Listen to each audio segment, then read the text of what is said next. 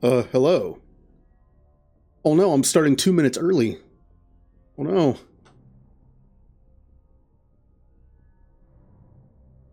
Also, man, I don't, it's, look. Banana water's not evil, I'll give you that. But I have to say, it does not sound appealing. I don't know why. I don't know. Like, certain words just don't go well together. I don't know. Maybe it's good. Who knows? I also maybe added that to my sponsor list. All I have to do is open up the Stream Deck and go into the random command for the sponsor and just copy paste.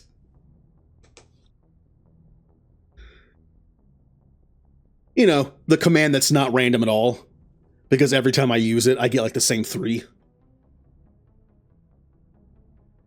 But yeah, I'll take a non-evil sponsor.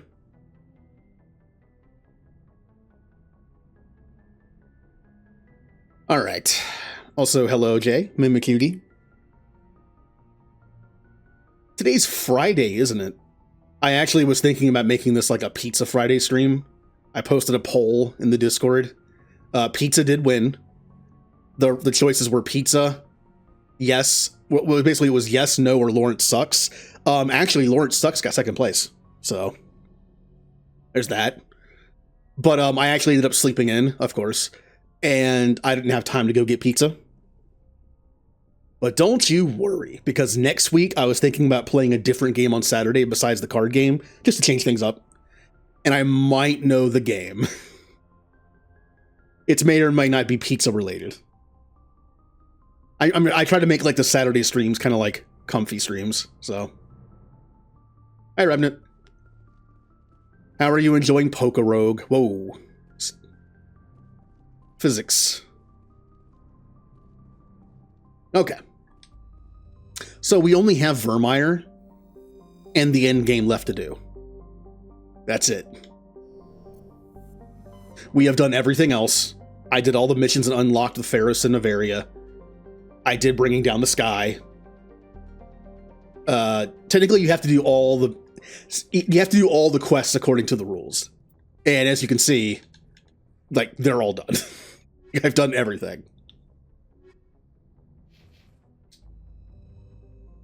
I ended up unlocking the maxed out Paragon quest. One thing we should have specified is you only have to do one of those. Like one or neither.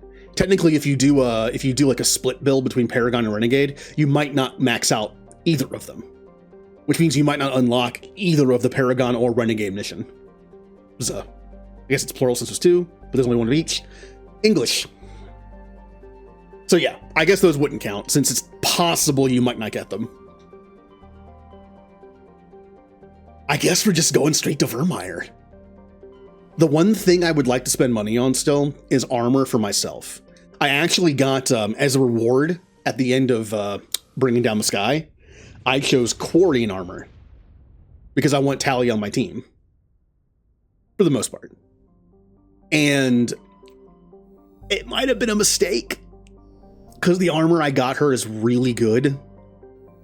It might have been, I was worried that if I chose medium armor for myself, it wouldn't have been as good as what I have. Tally was guaranteed to be better because she still had her starting armor on. But I'm a little worried that I should have chosen the medium armor for myself, because it might have been comparable to hers, which would have been better than what I have. Whoops. You know, and since my deaths matter the most. So, this has mostly Geth, but also has some Krogan. I'm still taking Liara and Tally. I know they're squishy, but their abilities are just too good not to bring. Commander, I'm reading a signal. Must be our Solarian infiltration team. Check out those defense towers. Drop the Mako. We'll go in hot and take them out. In the endgame, Underneath their radar, Commander. I might bring Rex over Tally. We'll see. Because in the endgame, you pretty much already have all your gear. I don't need to open anything anymore. So bringing Rex as a tank might be nice, and then bringing Liara for biotics, because Lift and Singularity do work on Sovereign at the end. Sovereign. So, yeah, there's a good reason to bring her. And then Rex can literally just be a tank. No, she has the best armor on my team now. I think her light armor is actually better than my medium. I know the drill. Meet you at the camp once those towers are offline. Like, it's really good. Here's my medium armor. And that's Tally's light armor. It's better than what I have.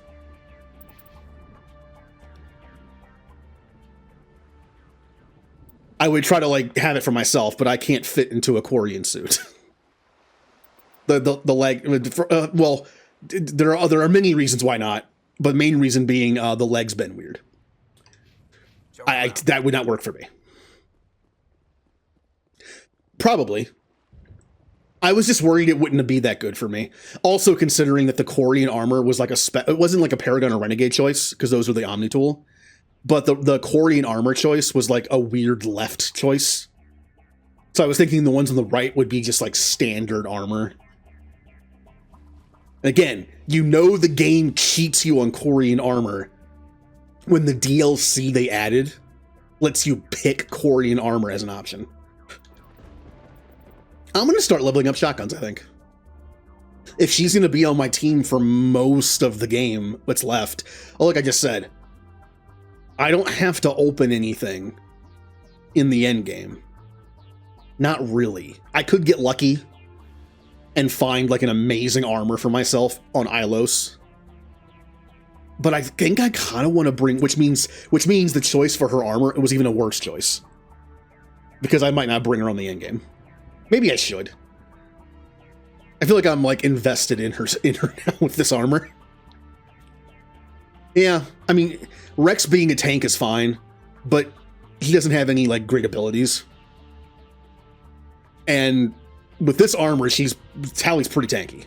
So I guess I'll bring Tally, which means I will start leveling up shotgun. In the close quarters combat of the Saren Sovereign fight, I think shotgun would be better. Also, now that I have all our abilities maxed out that I want, damping is damping. There's a reason why I don't think it came back in any of the games. Alright, I was just looking around.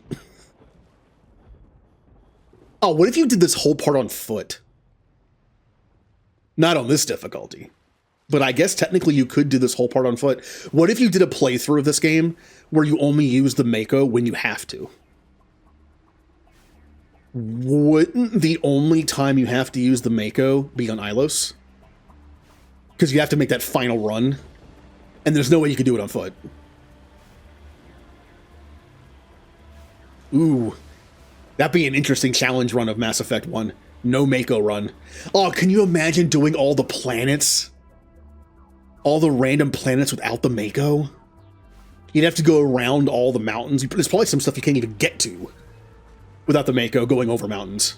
Ugh. Yeah, but then that might make combat too easy. Because you can move around too fast. That's why, to me, unlimited sprint is unfair. I like it for getting around the Citadel, but in combat, it would make combat too easy. Because there are times where you might want to run, and then when you run out of jog, you're dead. It's just like the boost of the Mako. Unlimited boost of the Mako would just be unfair. It's not just the utility of like getting around the planets faster, it's being able to outspeed the... I tested, I think I did this once. When the tentacle portion of the Thresher Maul fight starts, if you don't take out a tentacle fast enough, the Thresher Maul underground gets faster and faster, and then eventually catches up to you and kills you instantly. With the unlimited boost, I don't think it can catch you. Because you're not meant to have unlimited boost. I believe at full boost speed, it can't catch you. So if you're you know, messing up the fight and you don't kill a tentacle fast enough, you could just boost constantly and go in a circle.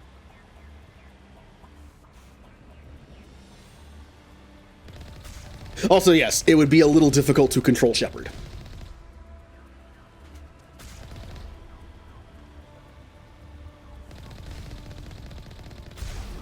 I mentioned a bit ago that Mass Effect 2 mod that randomizes stuff, and some of them are difficulty settings. Like adding Ragdoll back to Shepard, so when he gets hit by stuff, he just goes Ragdoll on the ground, which means you're just a sitting duck. Because in Mass Effect 2, everyone has like perfect aim. So when you're just on the ground Ragdolling, you're just getting shot and killed. Or it randomizes weapons of enemies, it randomizes the stats of weapons, what weapons you can use, it randomizes the class abilities you come with. There's one I don't think I'll use, though. There's one setting that randomizes the movement speed of everybody. I don't think I'll do that. And there are two reasons why. Reason number one. I believe the randomization is set for the entire game. And if Shepard ends up being super slow, not only will that make combat too hard, but it'll also just make every single part of the game I have to go from point A to point B take forever. Like, no one wants to see that. No one wants to see me play a game where Shepard is, like, stuck at, like, super slow walk speed the entire time. It's annoying.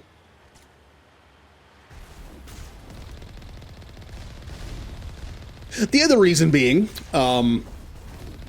just the fact that it would make combat difficult if you're super slow, or it might make combat too easy if you're super fast. So I kind of don't want to do that. I believe there's a few items up here.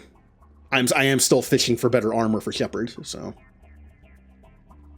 But I'm pretty sure you don't have to come up here, since the door is already open. What? Who is... Alright, Liara. I feel like Liara is phoning it in. She thinks that because I can hear her shooting her pistol that she's doing work. But she's just shooting the wall. She's just shooting the wall while on her phone. Like, Liara, I see what you're doing.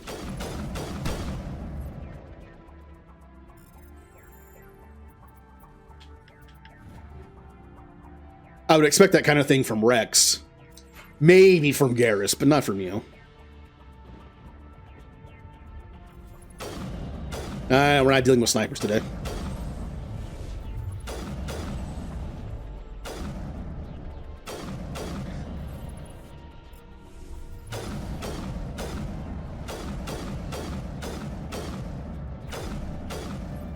Nope.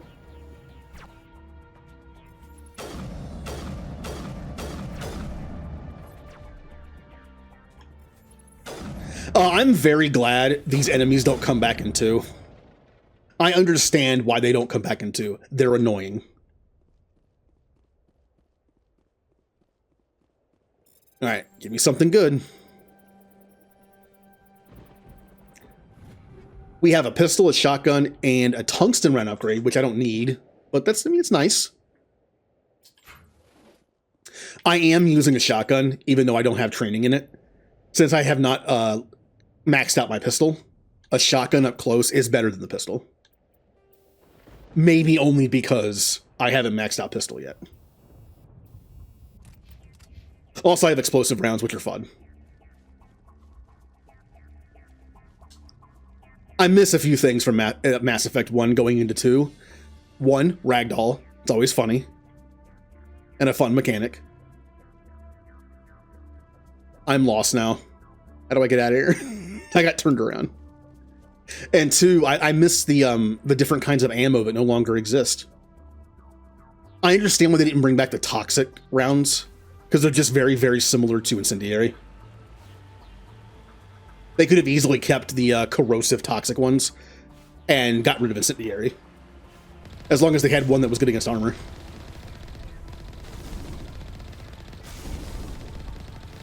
Oop.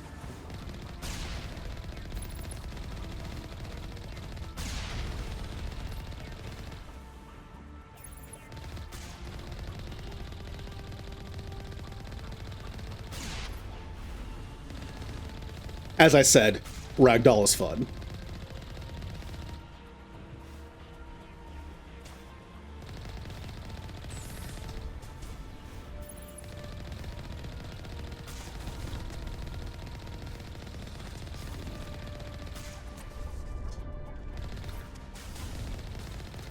4 armatures, huh?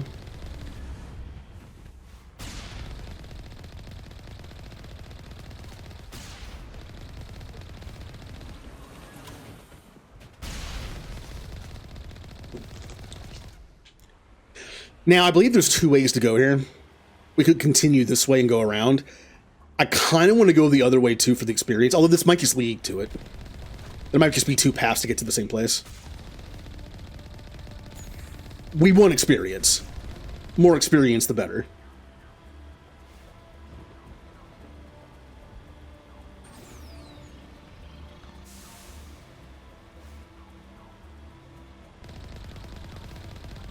Like, even if enemies scale to your level, so gaining levels really doesn't give you an advantage, it's still good because you have more abilities.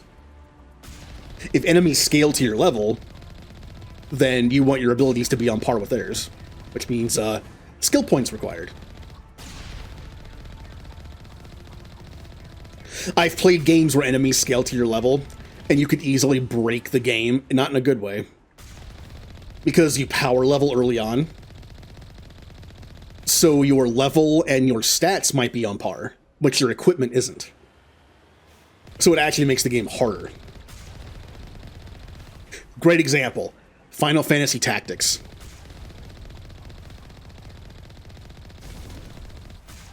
I know I'm getting shot from the other side, but eh. In Final Fantasy Tactics, your stats do go up when you level up as certain classes. Your class actually dictates what level ups you get.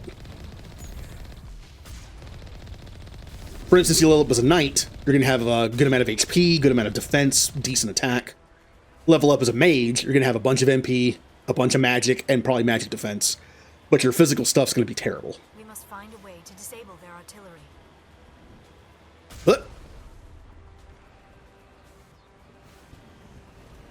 Oh, hello. Find a way to disable their artillery. But a lot of the way you up your stats in Final Fantasy Tactics is your gear. Your equipment plays a huge role in that game with your stats. Probably the biggest role. And the problem is, story fights don't level up with you. So when you over level, you can blaze through story fights. Because the enemies are low level and you're not. So what stats you gained makes you way too powerful for it. But when you do random fights, random encounters, they level up with you. I once played a game of Tactics where I power leveled all the way to like level 50 and maxed out like all the starting classes and did all that. Liara, please. And I did all of that. And then when I got into my first random encounter after doing that for an entire fight, I got destroyed. Not only do enemies level up with you, but you'll also end up fighting tougher enemies. And my gear was still chapter 1 level gear. It was bad. So I was at a huge disadvantage. Especially, I feel like HP. I feel like you get a lot of HP from your gear in that game. On approach to the Solarian base now. Out. So yeah, if you're gonna like do the accumulate On your word, Shepard. trick, where like in your first battle in Mandalia Plains, you just sit there for like 5 hours and just accumulate and get experience. Be careful. Don't do it too much.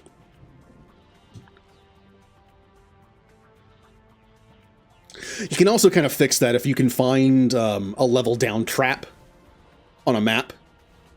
You can just go over it and over it again with people every other turn. And you can de-level your characters. So you'll keep the progress on your class level ups and abilities, but you'll lose your actual level. And that'll make the fights easier again. In fact, that's a way to min-max your stats in that game. You level up as one of the best classes in the game for stats like Mime. Or if you want to specialize your unit, you can level up as a Black Mage or Summoner. If you want damage or you want MP. And then you could also like level up as, you know, a ninja if you want like maxed out speed.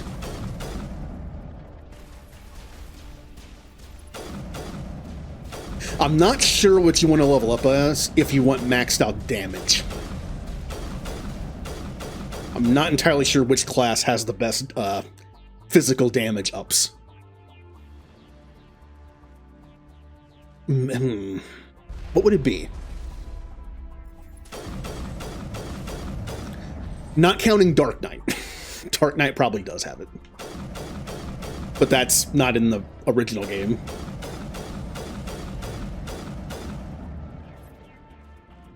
I don't know. Maybe Dragoon?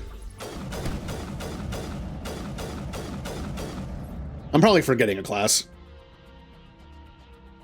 But then you level up as that, and then you level down. If you're trying to make a well-rounded character and you're leveling up as a mime, then you would level down as like a bard if you're a male character. That is the final gate. Our path to the Solarian Because Bard is has clear from pretty bad stat increases, which means your stats will decrease less when you level down. And then you level up again as the mime, and level down again as the bard, and you just keep doing that, and eventually you make just a broken character. Hey, Jeebus. If you can't do bard because the character's female, I believe the next one is chemist is recommended if you're making like a well-rounded character, because all the ups in chemist are like average. And again, if you're making a character that's like a magic powerhouse, you could level up as like a black mage and level down as like a physical character. Although I wouldn't recommend doing that, because physical characters also have pretty good like HP up and speed up with ninja, and I would recommend leveling down as that. Bard or chemist is probably still the way to go. Or maybe like mediator, since chemist has like decent magic up.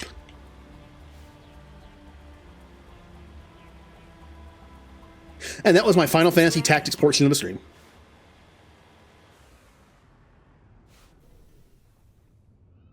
So what are we supposed to do now? Stay put until we can come up with a plan. Are you in? You and your crew... What? Saren's base of... This is it. How is that possible? Apparently, Saren has discovered a cure for the Gen. Without it, the crew... If that cure... My men and I... In the meantime... Looks like things Yeah. are a bit... It wouldn't hurt. I'm always ready. Uh-huh.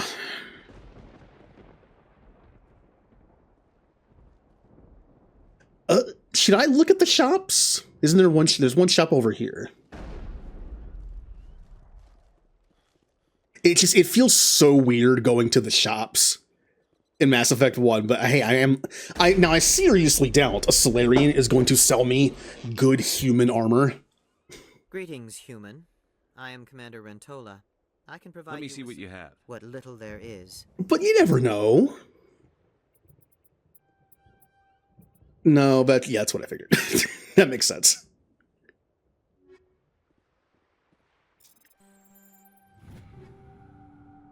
Hey, heavy Krogan armor. Except I kind of made the decision to only use Tally on the end game, so Rex isn't coming. Oh well. Kiri. Hey Rex. This help me out here. That's a chance we should be willing to take. This is the fate of my entire people we're talking about. I've been loyal to you, but if I'm going to keep just one thing. Yeah. Yeah, if you do Rex, I'm pretty sure if you do Rex's mission for his armor, to save him, it doesn't require a Paragon or Renegade check. But if you don't get his armor, I think it does. I want to say in the original game, it might have required a Renegade or Paragon check, even if you got his armor. But I guess in the Legendary Edition, if it did change, they did that just because it'd be easier to save him. Either you got his armor, or you have enough Paragon or Renegade. Man, it'd be brutal if they had set up originally where if you didn't get his armor, You didn't even get the chance to use a Paragon or Renegade check. You just had to kill him. That would suck. I like this way better. If you help him, you don't need it. If you don't, then you can use it. Thank you for speaking with the Krogan. Unfortunately, You want us? while we've got... I need one... Why is it that whenever... Either of these two will do, Commander. Both seem willing to sacrifice their lives. Now here's a question. So if we are lucky, such sacrifices won't be required. Which fight is easier? Going back to the nuke or going to where the AA towers are? I think they're about the same. I will say, the AA tower area, when you choose to save the person who went with the Solarians, I think has better cover. In the area with the nuke, it's a pretty open area. And I remember having to sit back where the elevator is and having to just shoot from there. I believe the AA tower area has like actual, like somewhat normal cover in the middle. Well, we're gonna save. All right, look. Last time in the last contest, I saved Ashley because I hadn't unlocked Marksman yet in this version of the game. And I wanted Marksman in 3 because I had an idea for a build. I ended up not going with Marksman. In my opinion, for Soldier, the concussive shot build was better. And I needed Ashley for that, which I ended up not using. Plus, Ashley can do the Typhoon build. But I'll be honest, I think James is better at it. Because James has incendiary rounds, and I believe Ashley has disruptor rounds. I think I only took Ashley to the Geth fights. Because she has disruptor rounds. That's it. I think that's the only time I ever used her.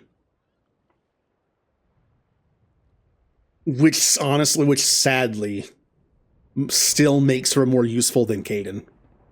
There is absolutely no way Caden is going to make it on the team in 3 with Garrus and James there. Ashley will at the very least make it on the team during the Geth Quarian stuff. Because of her bullet type. Sorry, Caden. But I kind of have to kill you again.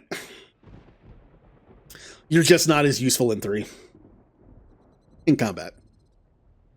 Now, where do I want to fight? I normally go back to the nuke. I'm used to that fight. And I have a sniper rifle, so sitting all the way back at the elevator is honestly probably good. So take Caden, and then he can die there. Elenko. Do you have any questions before? If we move, I won't lie. These names will... Once you have the bomb... I will say I think it makes more sense to have Ashley go with him. Get out before it detonates. Caden is ranked above her. I'm not saying that really plays that big of a part in my decision, but the fact is, if I'm sending someone with the Solarians, the rank doesn't matter. Like, it doesn't matter. We just send somebody. And since Ashley is a soldier, and Caden is more of like he's a sentinel. He's a biotic person, and he also has tech abilities. If I were to send someone on the front lines with the Solarians, I would send Ashley. She's a tank. Like, the role of this is the Solarians are on the front lines fighting, and we're a shadow team that eventually arms a nuke and then gets out. To me, it's kind of obvious which role suits which person better. But since I want to fight at the nuke area, and I want to save Ashley this time, we're flipping it. We'll be fine, LT.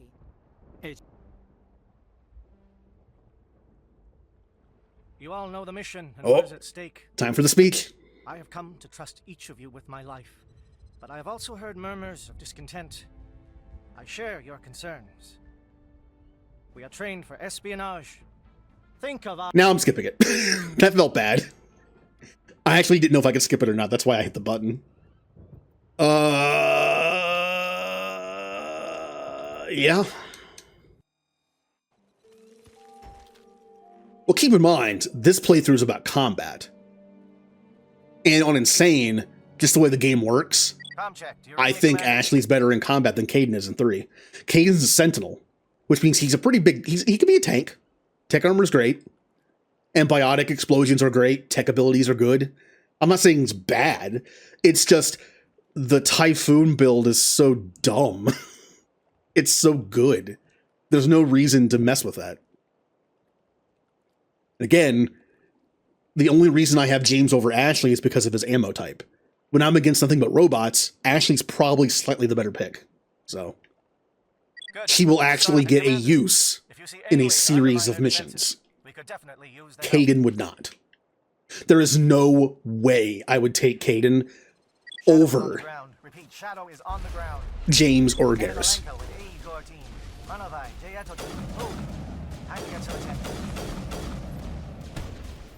Their damage output is just too good.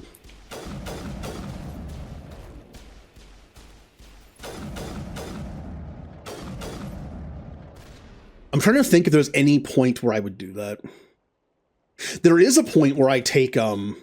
Fire is coordinated on Monolith team. Huh. Can't reach the gas turret. Is there any point in Mass Effect 3 where I would not take Garrus or James? I don't think there is. They're out of range. Nope, I have to disconnect that one. The second one's the one you can shoot. Huh, I didn't hear the sniper shoot. Hello? There it goes. Must have a silencer on that one.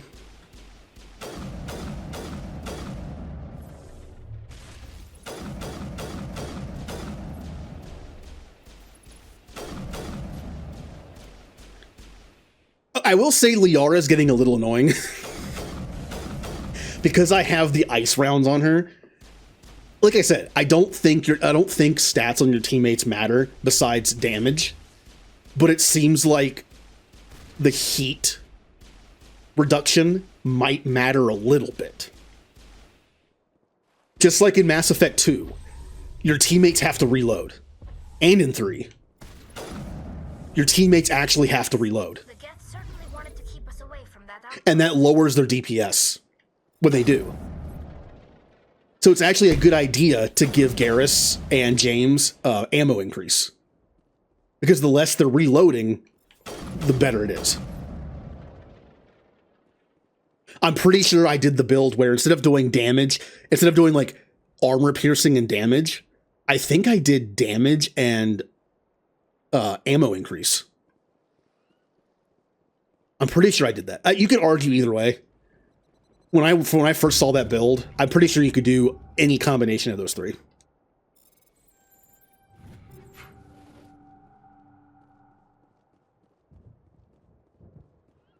All right, so I turned that off. I don't have to save Curie, but it'd be nice if I did.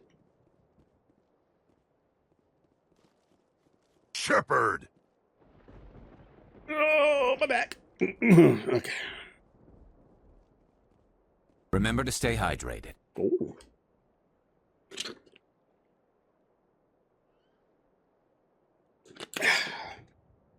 Nom, nom, nom.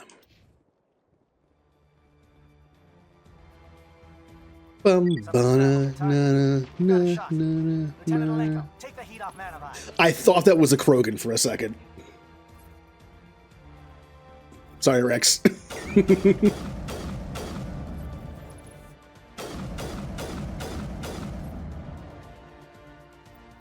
All right.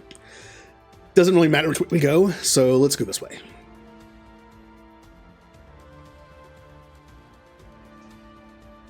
Should I change any of my stuff?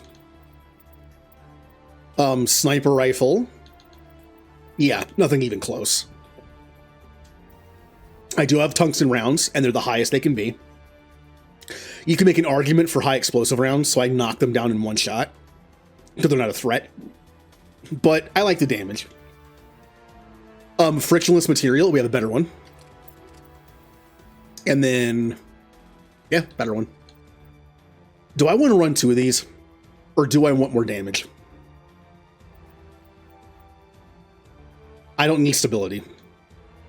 23% extra damage. Or this, which will probably give me, it gives me 6%, which is great. Plus, will probably give me an extra 2 to 3 shots. I'll stick with that. Amount of shots. If only because of how this game works with the ragdoll. All right, Liara, I kind of like the snowblind rounds on you to lower their accuracy, although who knows if that works properly or not from coming from a teammate. I mean, your main purpose here is not gun damage. And Tally. It's fine. Tungsten, great. Shotgun will also put tungsten on you. Or do I want high explosive to knock enemies down? Yeah, I'll do tungsten.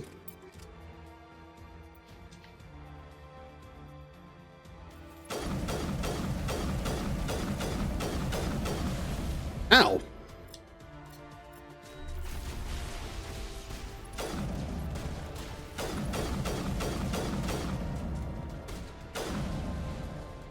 Ooh, can you imagine if I died to those drones? Ooh, dying like Jenkins. That would not have been... That would not have been good. Teodo, watch for comm stations. Alenko, can you see anything?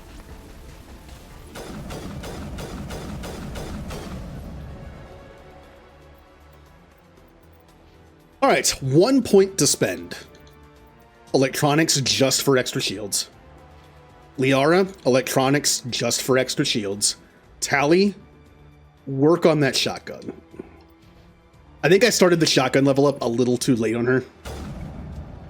But I hit reload. Don't mind me.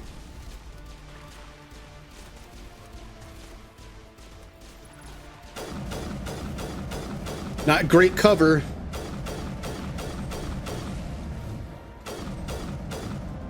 Also, if I change to explosive rounds on my sniper rifle, that means it would do something on the Krogan. This mission actually does have a fair amount of Krogan. And I'm doing no damage to them, extra with my sniper rifle. Maybe I should run explosive.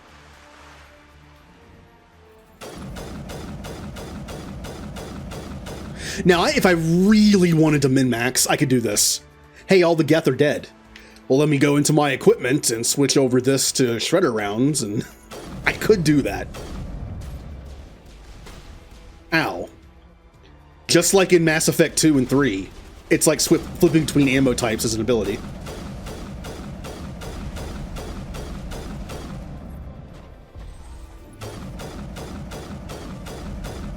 Except way more annoying. Because I have to go into the inventory every time.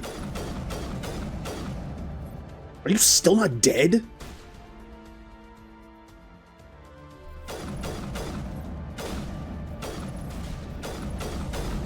Why are Krogan so beefy? Die! And shatter.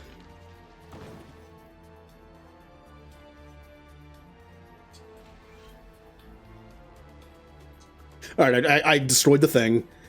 Now, if I was smart, I would not go to the refueling platform and just let Kirihi die. Having Kirihi alive, I believe, doesn't benefit me in the slightest in 2 and 3. Like, there's nothing. And it would let me not have to fight a bunch of drones. So the smart thing to do would be to let him die. But who said I'm smart? Aircraft heading to perimeter stations to recharge.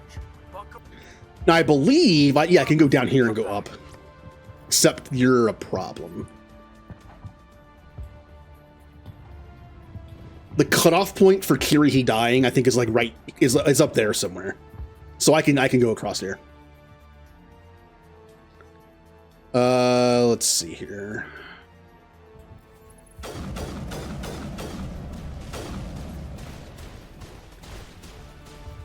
I'm really hoping they didn't trigger the enemies behind me. I don't think it did.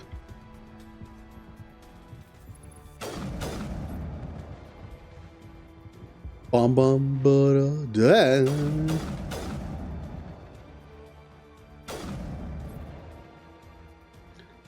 Tally, I like you're using a shotgun, but maybe I should have you use your pistol here. It's kind of a big open area. And I almost went the wrong way. If I had taken a few more steps that way, Kiri, he might have died. Again, wouldn't be the worst thing in the world, since I wouldn't have to do this fight, but...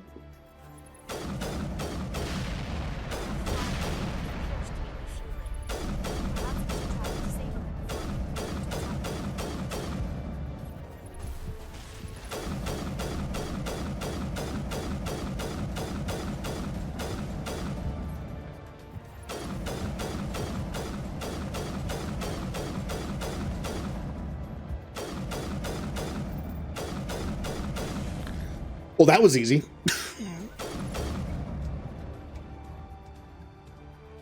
Again, I wasn't worried about the fight. It's just like, if you're min-maxing your chances in a contest where dying matters, just skip the fight.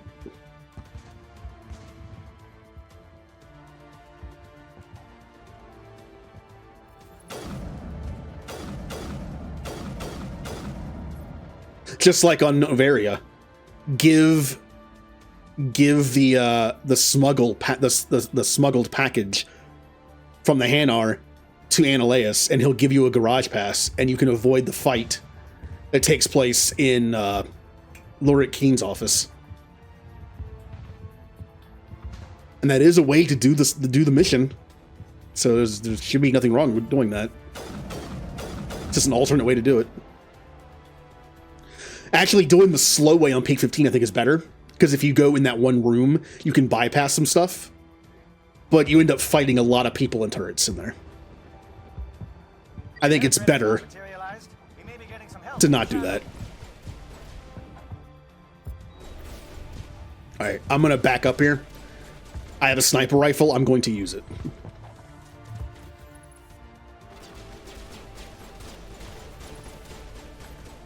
And of course, I can't see anybody from back here. Alright.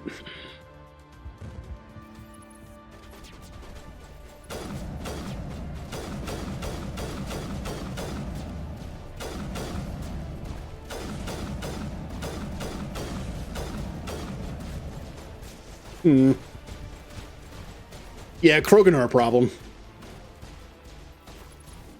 Where'd you go? Hello? There you are.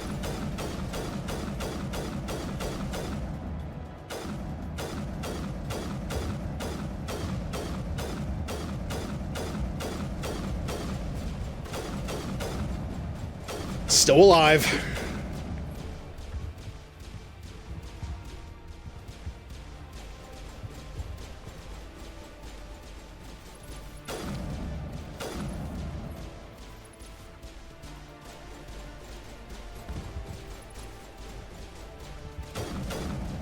All right, one down. Two down. Okay.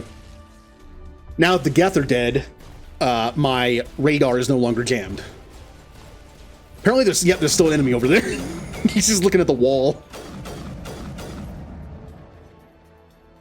And there's one more Krogan here.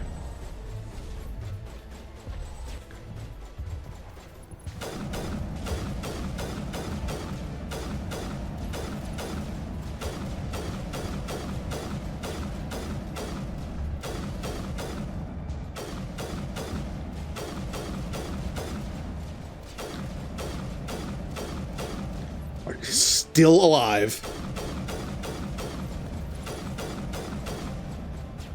Still alive. Ooh.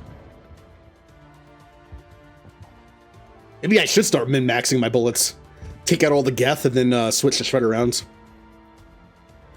Shadow team must be getting close. Hold the line, men. Hold the line. Ammo upgrade, polonium rounds, weapon combat optics. All right, that should be everything.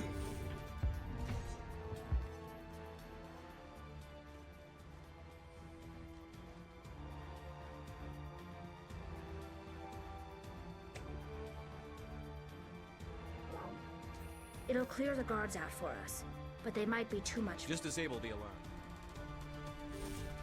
How much of a jerk? How much of a jerk do you have to be in this game to sound the alarm and put the enemies on the Solarians? That's such a jerk move.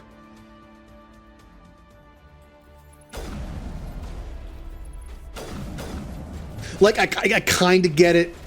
Our mission is the most important. They're just a distraction. If we fail, we all fail. I get that. But at the same time, just... like, we can handle it.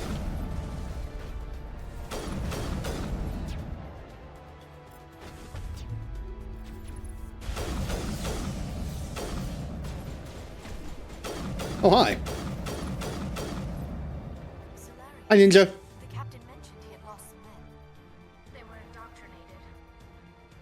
What's going on in this place? All right, yep, this is a Geth Juggernaut. That's a bit of a threat. Ow! Well, there goes my barrier.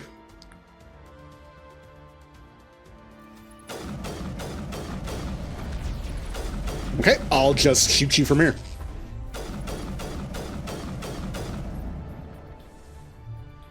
Having fun? I mean, it's Mass Effect. It's always fun. But I'm having to worry about death constantly, so...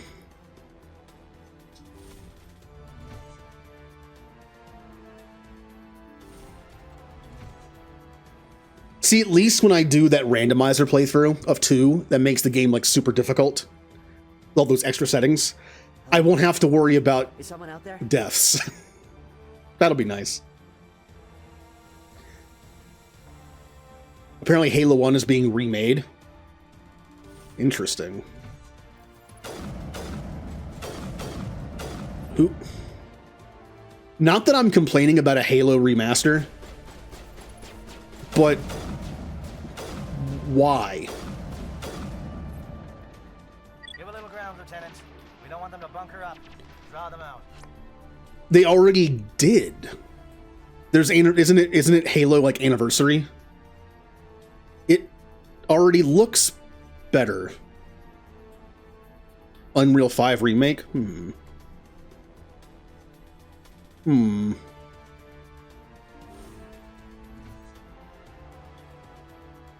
Oh, okay, a remake. Ooh, that's gonna be a little...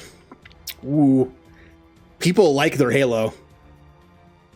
As long as they don't mess with certain things, I guess it'll be okay. Oh, you're not a guy, Lieutenant Gunt. I watched good people. I don't know. Thank you, human. And good luck. You'll need it. Remakes can be iffy. It kind of depends on how much you change. These look dull. What drove Saren to... Are you sure? Oh yeah, also a fun little fact. I think it's in this version of the game too.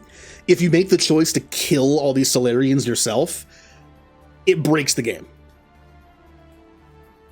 It creates some kind of like weird memory leak situation in the save file. And if you continue from that save file, the game just doesn't work right. So don't do that option. Even if you want to be Renegade, don't do that. Just be a jerk and leave them in there. They might have fixed it since, but I'm pretty sure when this game was released, that glitch, I think that glitch was in the original too. I mean, remakes can be good. It's just sometimes a lot of things change. And a lot of people who like the original might not like that. It just depends. I mean, look at Final Fantasy VII remakes. The combat system is completely different. I mean, they had to do that. As much as I like turn-based RPGs, I understand how they could see turn-based in that game might not be the best choice. You know, like make it more fast-paced. Again, I like turn-based old RPGs, but I understand it's not considered like great for new games. Not what they were going for.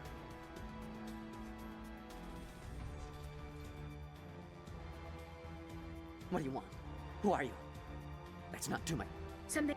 I'm so damn simple! Wow, he survived a shot to the face. They have no armor on.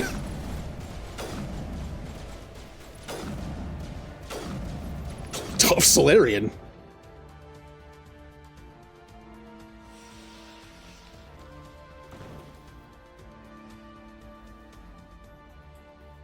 Na, na, na, na, na, na, na. You don't have to go in here. This is the other entrance into the area. I'm coming over here for like a little more experience and some items. I know there's items down there. See, it's why I was a little worried about the KOTOR 1 remake. Who knows if it's ever going to come out? Because I keep hearing it's canceled and then it's not, and then it's canceled and then it's not. But I was a little worried about that for a couple reasons. One, I like the KOTOR 1 battle system.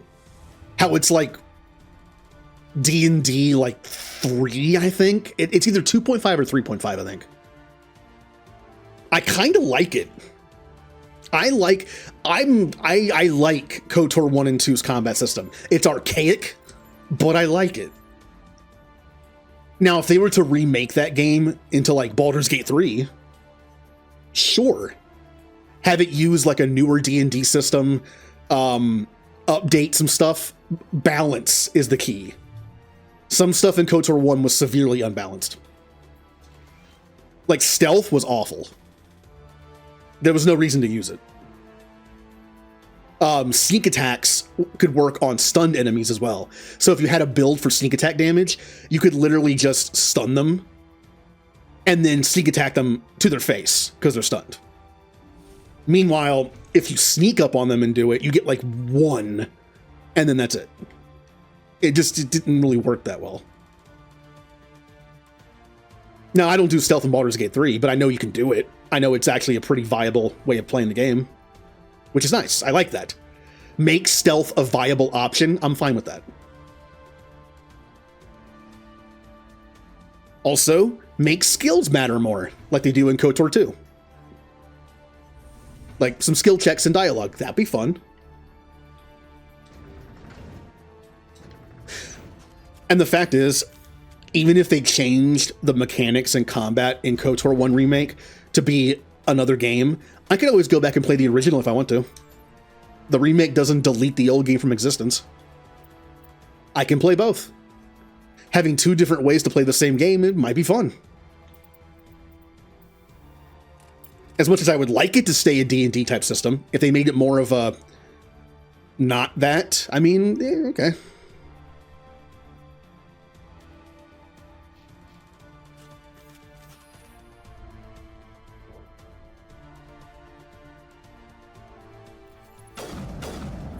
Come on. Come on. I know you want to attack me. I don't want to get too close.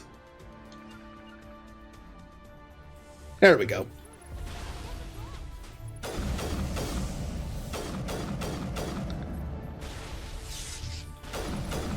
Oh, you're just like in our face. What is going on here? Where are the guards? Where is Sarah? Please bring back Ragdoll in the new Mass Effect game. It's just fun. I miss it.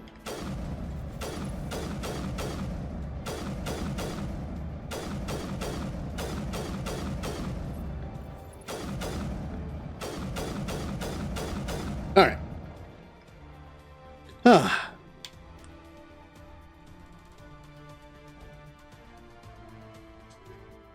Prodigy amp and Unity amp, maybe. Also, my team is still dead. No, my main worry about the KOTOR remake was not the mechanical changes. I would like it to stay the same and just be updated. But what if I was thinking, like, what if it changed to Fallen Order? What if it switched to like an actual action game where it's like hack and slash stuff? I'm intrigued. Being able to play KOTOR 2 as KOTOR 1 as an action game might be kind of fun. Could be fun, right? It's like 7 and 7 remake. No, what worries me is changing lore stuff. Because Knights of the Old Republic is no longer canon, if they were to make a remake, they probably have to make it canon, I would think. And I'm afraid they might change things to suit their needs for like future projects. And I don't want that to happen.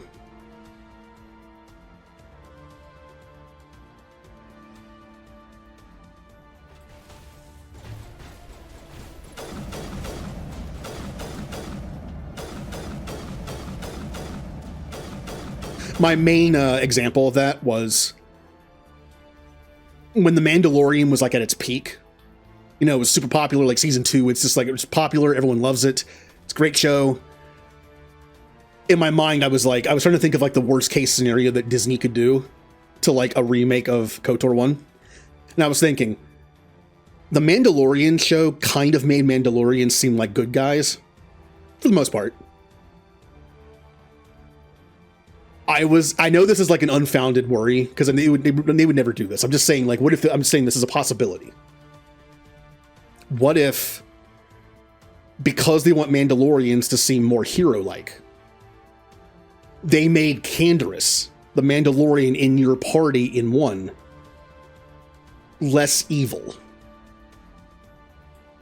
Like, what if they retconned the Mandalorians back in the old days of the Old Republic and made them seem like more like heroes, or like anti-heroes, not villains? Because in KOTOR 1, the Mandalorians are 100% villains. Don't shoot! Please, you think the See? It's called... Just like, don't do stuff like that. Just leave it alone. Between... What? You can't... But I'll never... Ah! I believe you enjoyed that, Shepard. Maybe.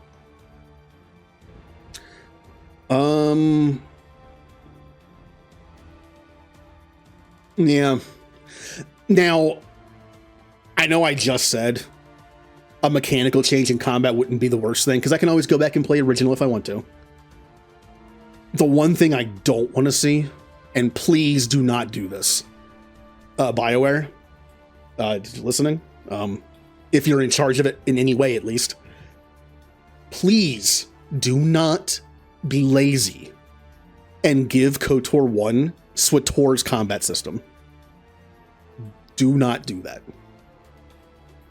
I liked playing SWTOR on stream. I did a playthrough as a Sith Inquisitor. It was fun. It was fun. But the one thing that I do not like about SWTOR is the combat system. So I really hope it doesn't turn into that. They don't just take SWTOR's combat system and just like shove it in there. Like, oh, here we go, we're done.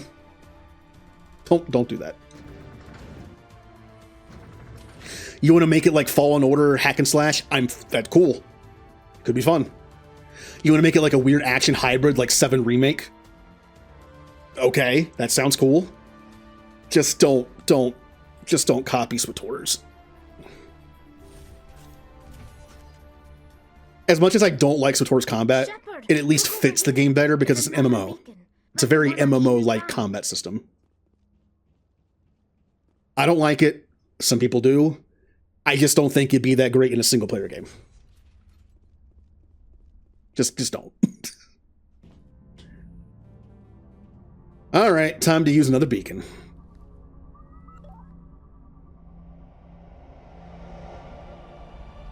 See, the thing is, I avoid game trailers now. Just so I can be like... I can see everything for the first time when I play it.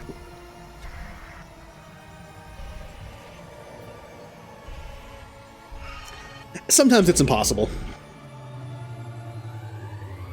Like in the 7 Remake, it was impossible not to learn its combat system was going to be more like a Kingdom Hearts kind of thing. Or like 15. Also, some trailers can be dumb and spoil stuff in the story, and I don't like that. So I will be, I have not seen any of the Veilguard trailers, except for the very first teaser one, which really didn't give you any information. And the new Mass Effect game, I've seen the first 2 teaser trailers, which again, really don't give you that much.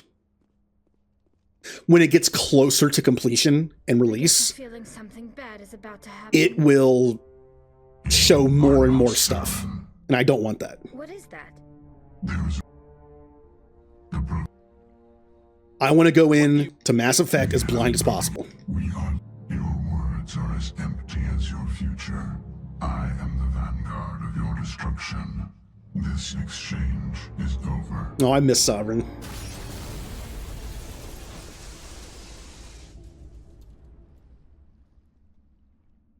Commander, it's... This console. Well, let's get out of here.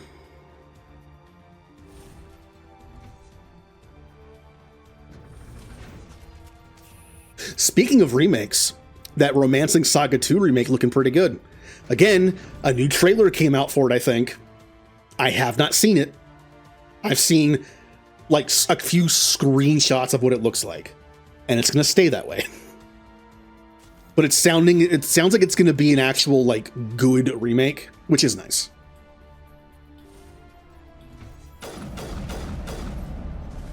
Because I've played the original some, and it has a lot of mechanics I think I will really like, with the benefit of being in a new game. Because as much as I like some old 8-bit, 16-bit RPGs, sometimes they're a little rough to play. And it's great when they get the opportunity to be in a new gen game, because it's just like all the technology that didn't exist back then to be able to do certain mechanics exists now.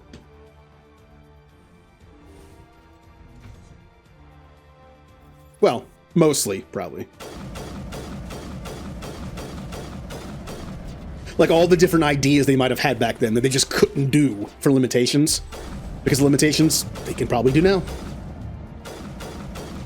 Not just graphics.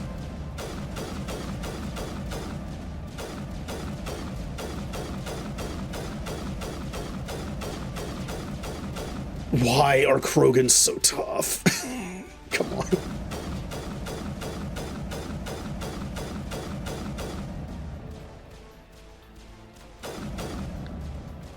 Okay, one down.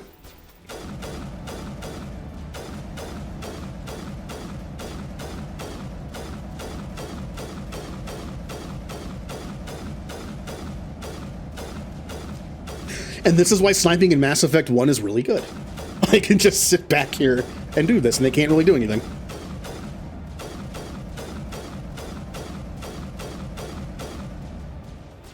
The extra organs. I mean, do they have extra heads with brains in them? I've shot them so many times in the head.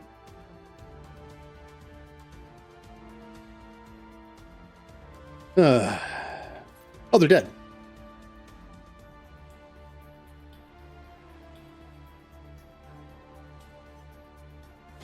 Ah, they're not dead.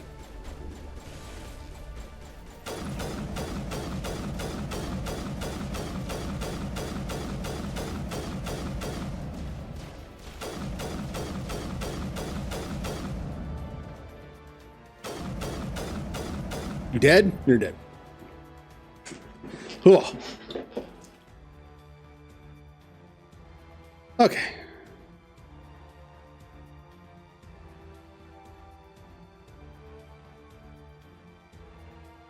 Like, in a way, I kind of, like I mentioned before, I kind of miss the Krogan and the Geth from Mass Effect 1 that run at you. It's like an immediate threat up close. It's kind of scary. Like when you're zoomed in with a sniper rifle and you see this giant robot or giant Krogan just running at you at full speed. The ones in 2 don't do that as much, if at all. Also, remember in 2 and 3, there are abilities to strip off defenses. Kind of more so in this game than this game. So if they have armor and shields, like I usually, like in 2, I usually run a good balanced team that can deal with shields, biotic barriers, and armor. Because in 3, Garrus deals with all of them. It doesn't matter what defenses they have. But in 2, that's why I bring Miranda for 2 reasons. Overload warp combo is great. It's good against everything. And she has a buff to the entire team, which is nice. The other slot can be anybody. Depends on the situation. I usually bring Thane on the collector missions because he has more biotics that can help deal with collector barriers.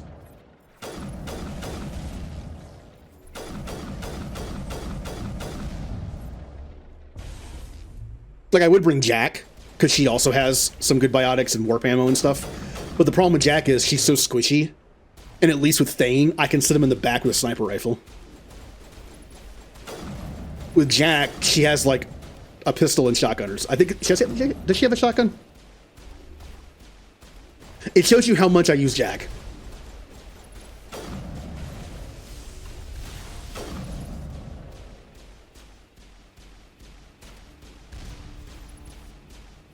Well, in any case, she's not there for gun damage. Alright, I gotta deal with you over there first. I don't feel like getting flanked.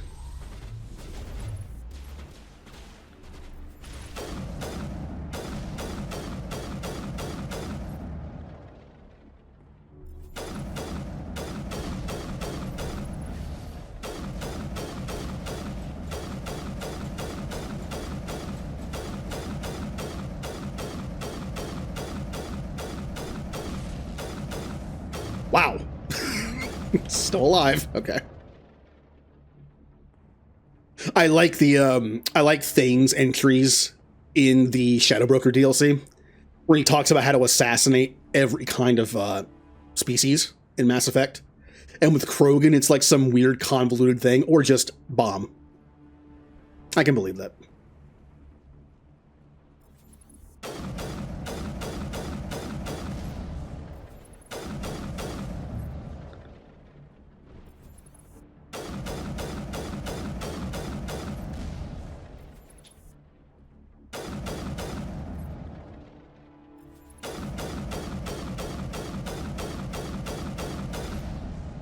Nice.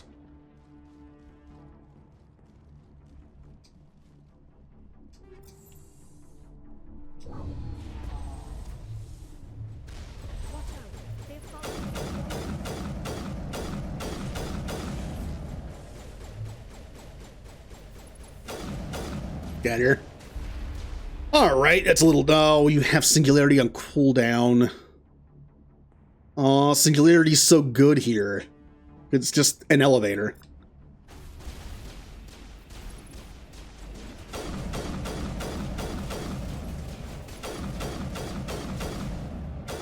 Good work on the gun, Shadow Team. Now it's our turn.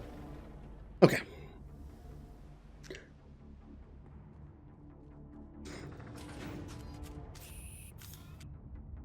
I mean, Krogan are scary. There's a reason why the Solarians and Turians had to go biological with them.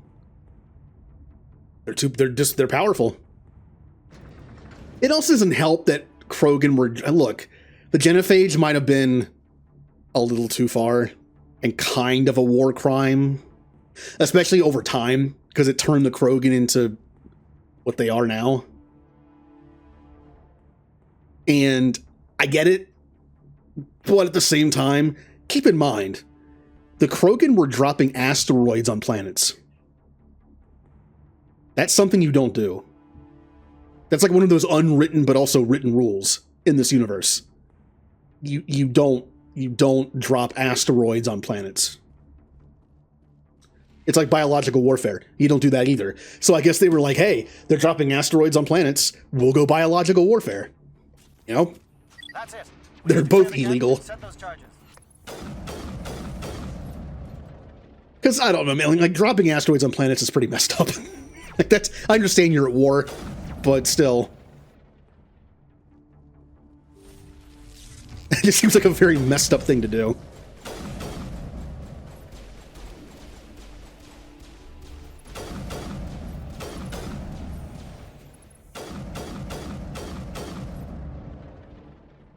All right, where are you? Teammates, where are you going to shoot? Teammates can usually see through walls. Come on. Shoot the direction that you know they're at. Oh, fine.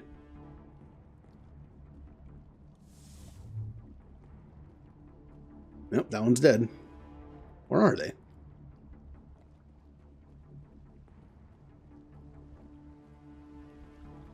Oh, this is weird. Charges set. Everyone bunker down. Bunker down.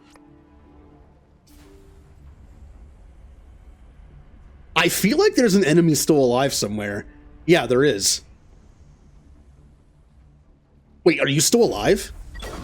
Here's... Nice work. That's one less thing to worry about. It's still alive. It's just stuck in there. As close to the site as I can. Well.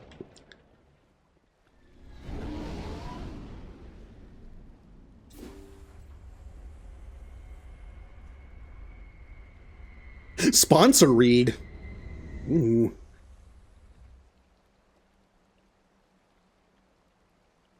No, we just did that one. Randomizer, please. Oh. Yeah, there's that one.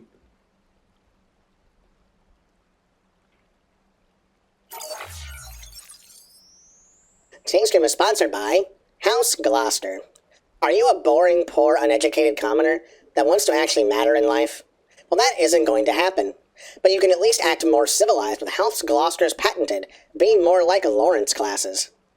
Allow the most noblest of nobles in all of Fodlan to polish your rough exterior with proper graveling techniques, tea-sipping etiquette, and long-hour discussions on why Lawrence is the best. Why be like yourself when you can be like Lawrence instead? Uh-huh.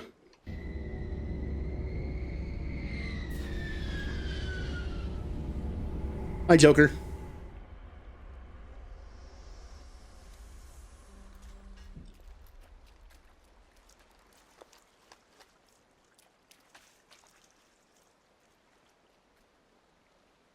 All right, we get some randos from the ship to help us. Also, Remnant, I think you mentioned a while ago, and I forgot to comment on it, the mod that saves Jenkins, it doesn't exist. I tried to find one. You can play as Jenkins. Bomb is in position. Commander, do you read me? There's a mod that lets you play as any of your teammates. I used that once in a playthrough. I think I was doing my speedruns. I was a Krogan. I was basically just Rex.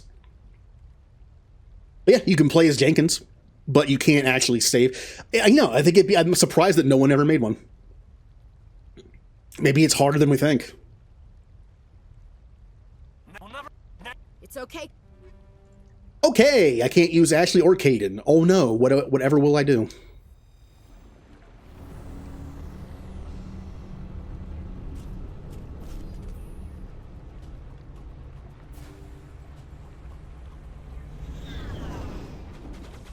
Oh, it's all Krogan. Alright, enough of this. I'm tired of taking forever to kill Krogan. Honestly, Inferno rounds are really good against Krogan, because it like offsets their health regeneration. But I think that Shredder is probably still better overall. 40% extra damage per shot is very nice.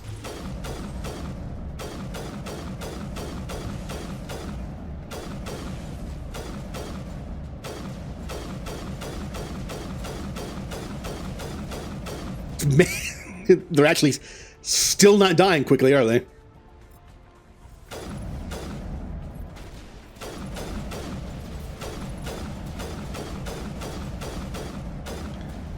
Whew. Oh, don't close the door. Okay. Well, I was thinking that he would just replace Ashley. Like you can make a cutscene somehow using like the in-game engine maybe or something like. I don't know what you would use, but make Ashley just die. Or she never shows up. What if you just delete that scene? And Jenkins is just with you.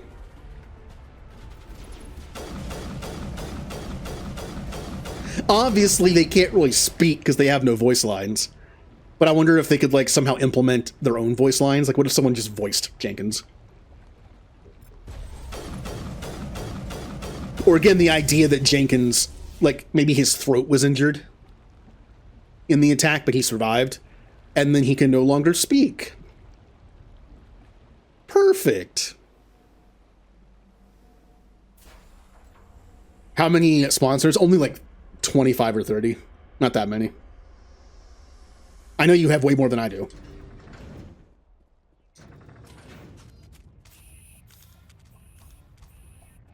Jenkins is reborn with a robot body. Yeah, what if Cerberus brings him back instead? I kept joking, what if Jenkins survived, and then he was the one who pushed someone out of the way of the beacon? And Jenkins is the one who had the beacon burned into his brain.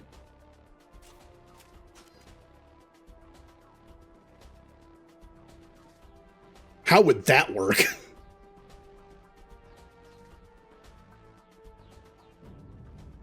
It appears the Geth have sent reinforcements. Chief, we just spot. It's already here. I'm activated. Belay that. We can handle Oh, ourselves. no. Go back and get Williams. Only because Ashley is useful in 3 for what I do, and Caden is not. And even then, she's only useful in like 3 missions. Williams, radio Joker. Yes, Commander. It's the right choice. I understand. Oh no.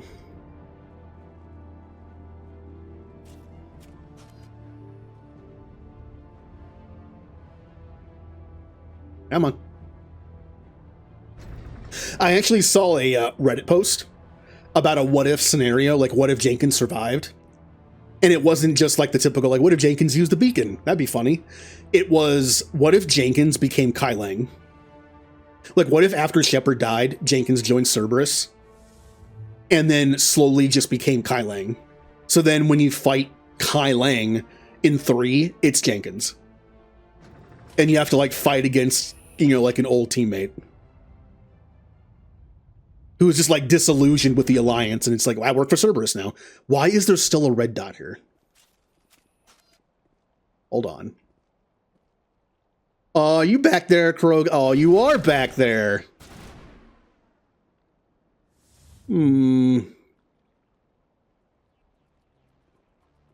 I don't think I can kill you. Oh, well, wait a minute.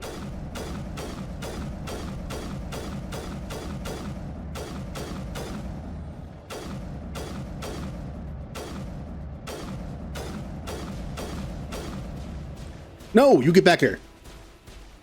No, get back here.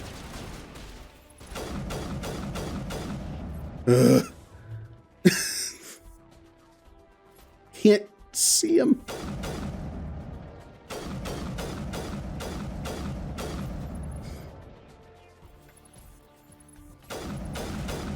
Yeah, I got him. Be cool if Kai Lang could join. No. Kai Lang is not joining my team.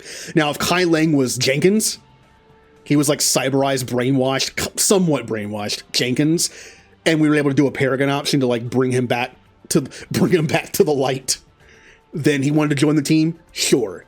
But I am not letting Kai Lang join my team.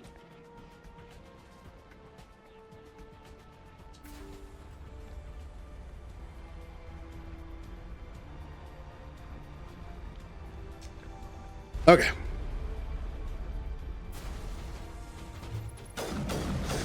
Ow! What just hit me? Ow! I don't like this, because I know some of these Geth will get close to me. And if they do, I'm in trouble. What do I want to do here? First thing I want to do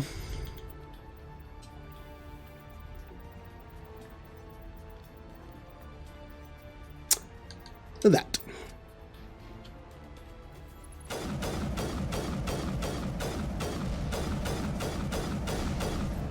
Yeah, we want to be careful here and not let the Geth get too close. We are not built for up close fighting. We have the shotgun with explosive rounds, but it can only fire like 3 times before overheating, so. It's a decent just-in-case weapon for like 1 person.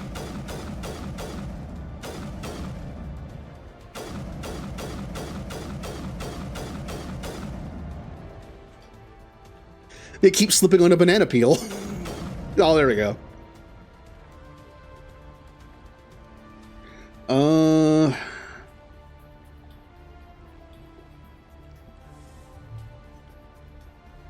Lawrence replacing Miranda. Who's left? Oh, there you are.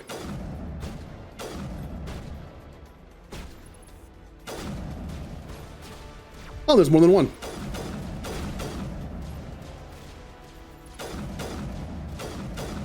There we go. Commander, you need to set the nuke and get out. We can't hold. Left flank, suppressing fire, suppressing. Yeah, he's dead.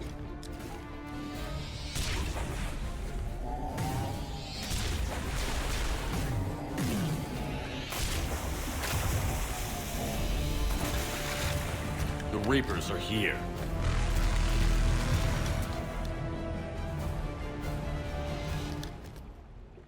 Oh.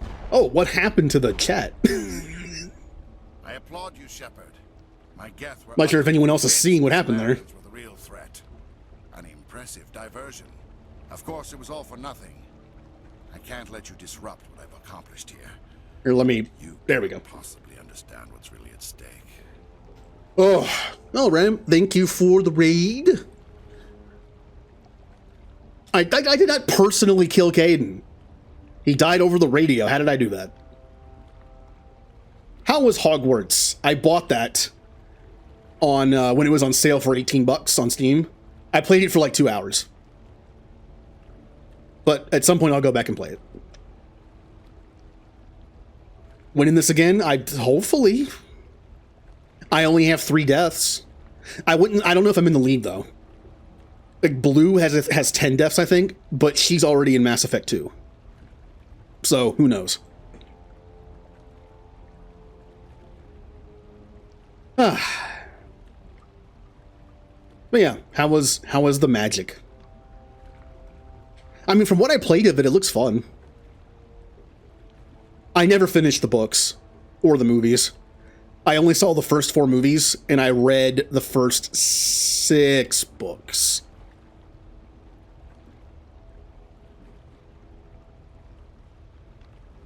Oh, that's right. Yeah. The different houses have, like, different things. It's kind of like a 3 houses kind of, like, route thing. You went Hufflepuff? I'm a Ravenclaw, apparently.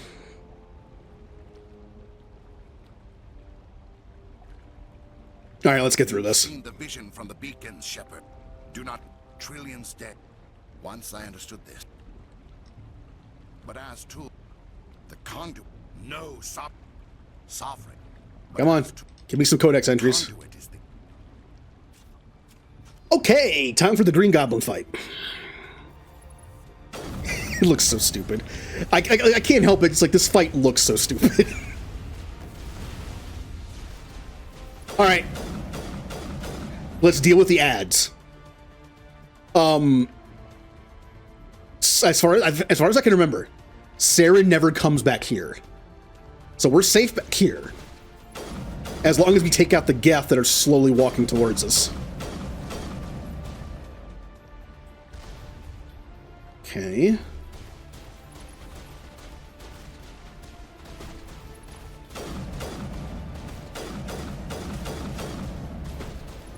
Oh, watch out for it. Here he comes again.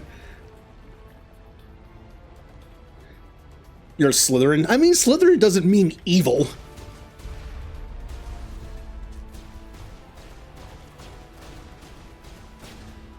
Okay. He's still back. He still hasn't come back here, which is what he normally does. Cool. Watch out for that tech ability he just put down. It got me.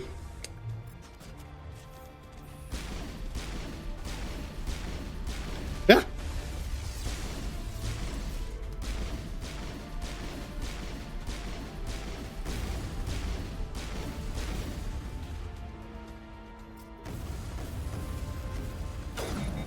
Yep, it still had that effect on it. Wow.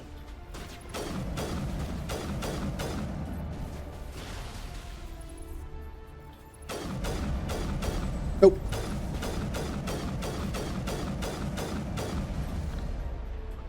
Okay.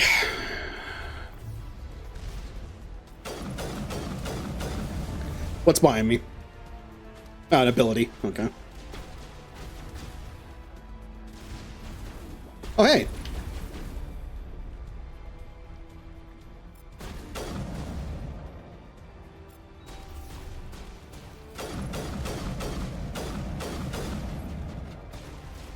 All right, we're down to Saren and like 1 or 2 Geth. watch out for that thing.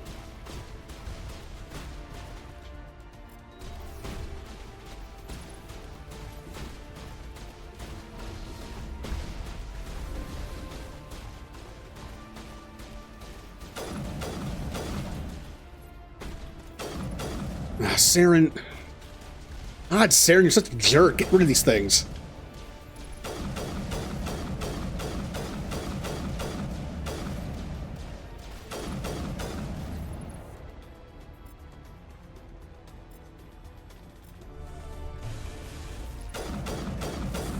Got him. Yay. Okay. Thank you for the lurk and the raid.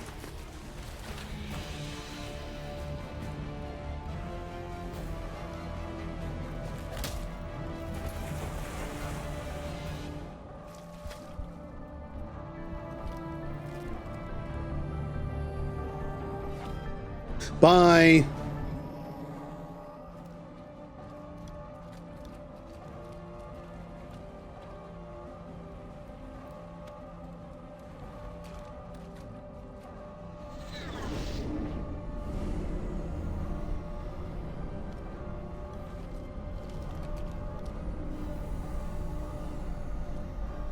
All right, everybody, hang on. Caden might have survived that.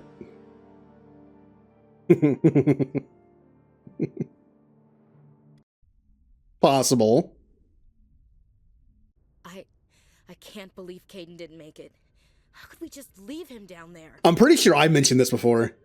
The idea, we mentioned like the thing I read where Jenkins becomes Kylang. What if Caden does? What if the person you live on Vermire somehow survived that nuclear blast? Like, maybe he like took cover somewhere and got like was able to do something where he was just badly injured from it.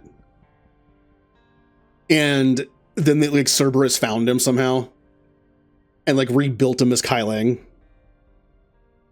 Could be interesting. Saints Row 1. How that doesn't even make sense. They rebooted the series. Another game came out just called Saints Row that's supposed to be like a reboot of the series of Saints Row 1. So why would they remaster the original Saints Row 1 when they went with the whole reboot idea? Who knows? I don't think it did that well. So maybe they're like, let's just screw the new reboot. Let's just go back to the original. Well, no, I mean, like, what if Caden wasn't right next to the bomb, though? What if Caden found cover over at the AA tower area and it was enough? Maybe that place was built like a bomb fort. Maybe that place was built well enough to take a bomb hit. We don't know. Of course, if it was, I guess we didn't destroy it, so we lose. It should have been me, Commander. Ash. That's not fair. It may. Oh. Relax, Commander. Embrace eternity. Embrace eternity.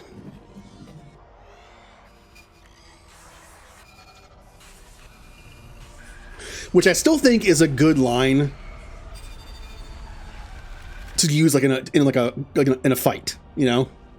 Like Liara's about to pull the trigger and finish off somebody in a fight. It's just like, embrace eternity. I think it's a good line. That's why I named the emote of her with a gun, Embrace Eternity. Incredible. That is why Sarah needed to find with. Forget it. I am. Commander, there's a combo patching it through. Commander Shepard. Saren is formidable enough. It's the council. Good luck, Commander. Oh, yes. Reapers. Uh-huh. Yeah. I forwarded the mission up to Ambassador Udino once. I knew they'd come around. Yes.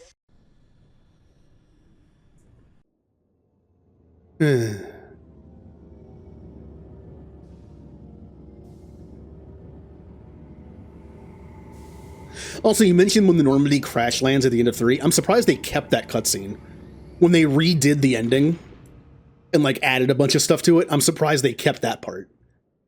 Good job, Shepard. It just didn't seem to really fit anymore. Action against Seren. The ambassador is correct. Patrols are stationed at every mass relay linking. Because they showed the scene of them leaving the planet afterwards.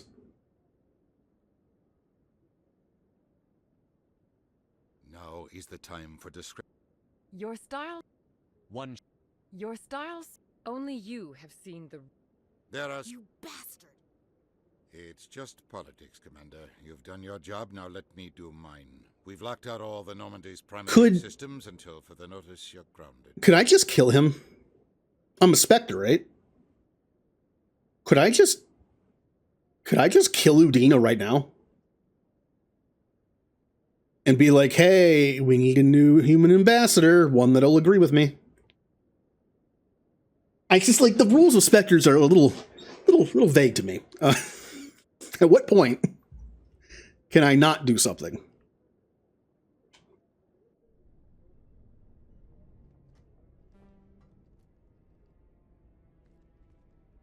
It did lock in the Liara romance.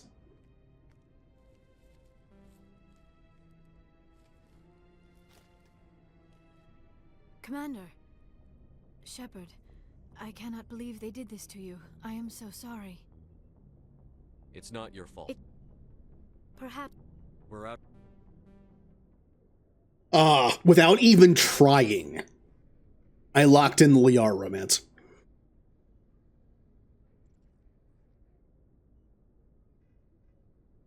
Sorry to interrupt, Commander. Got a message from Captain Anderson.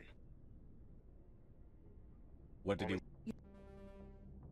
Oh, I can't bring Caden. Can't bring zombie Caden. What if the nuke just gave him superpowers? That happens in comics, right? Logged. The commanding I am sure there's at least one superhero whose origin is nuclear bomb. Hulk, kind of. The gamma bomb. But just like a regular nuke going off. I'm sure there's a superhero from like the 40s, probably, or 50s, like when that became a thing, that just came out of nuke. That had accused the Genetics Corporation of fraud. The Krogan group had contracted Binary Helix to perform studies.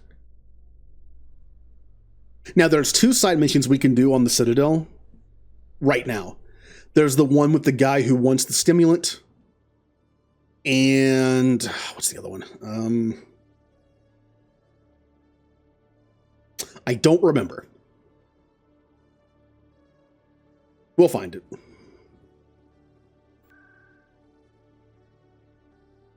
Oh, it's the terra firma guy. Not really a mission. Also, did we do the cheat one? Where we go to Flux and the guy cheats? I think we can do that one now, and then go back again, and it'll trigger the other one. Or we might be able to do both at the same time. Commander Shepard, can I count on you? If we don't stand up for ourselves, what happened? I'd pull them away. That is not what the Alliance does affects everyone around it. We live in this galaxy, Mr. No, of course not. My apologies. I don't. The support of the first human Spectre would be. It's still a powerful symbol, Commander. Shan-Chi is the only. You have the right to your opinion. Thank you for your time, Commander.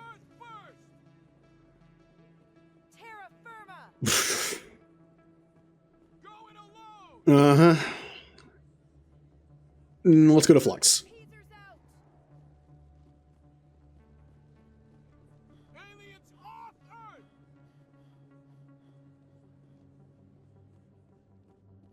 All right, let's see if we can do both of these at the same time. Because I don't think I did the cheat one, or did I? Did I? I don't remember. Nope, there it is. Hi, Twister.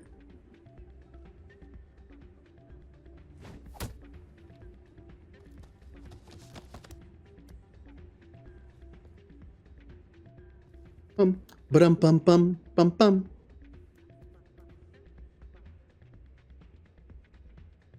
Yeah, what is it?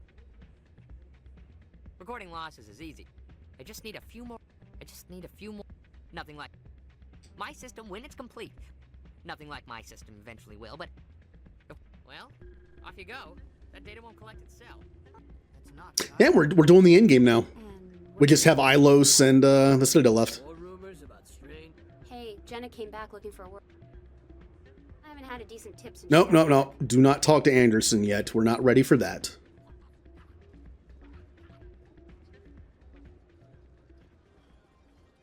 Generally with this mission, I say I'll do the cheating, and then I just give him the thing. Welcome to Flux. I agree. Enjoy your time here at Flux. Just because I find it funny. I don't know. Hey, I gave him your device. So, did you record 5 wins? Actually, I gave. That was years. You're no help. This is absolutely the worst day of my life. Well, enjoy. Soldier, I've got a major situation.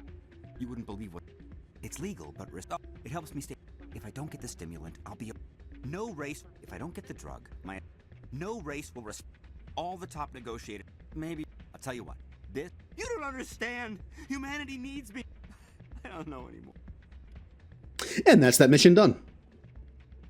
I think that's everything. There's only... that mission that pops up. I didn't go back for the cheating one, but I could have earlier. I think that's... Oh, no. There's one more mission we haven't done. I remember now.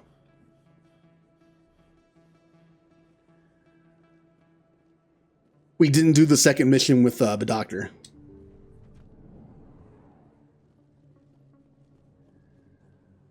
You don't... Oh, Commander, someone. I have Give me your contact. deal with it. I really appreciate this. Good luck, Commander. I wonder how many people missed this one. Again, according to the rules of the contest, you have to do every side quest. No, I'm sure if someone like missed one or two little baby missions in Mass Effect 1 like this, it's fine.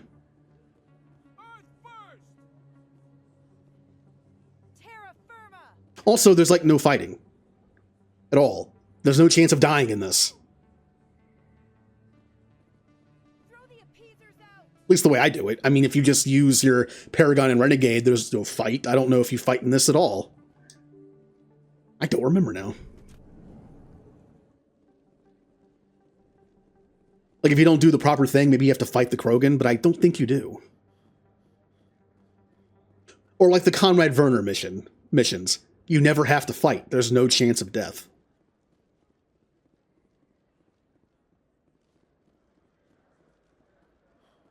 Hello there. Welcome to Moorland's fame.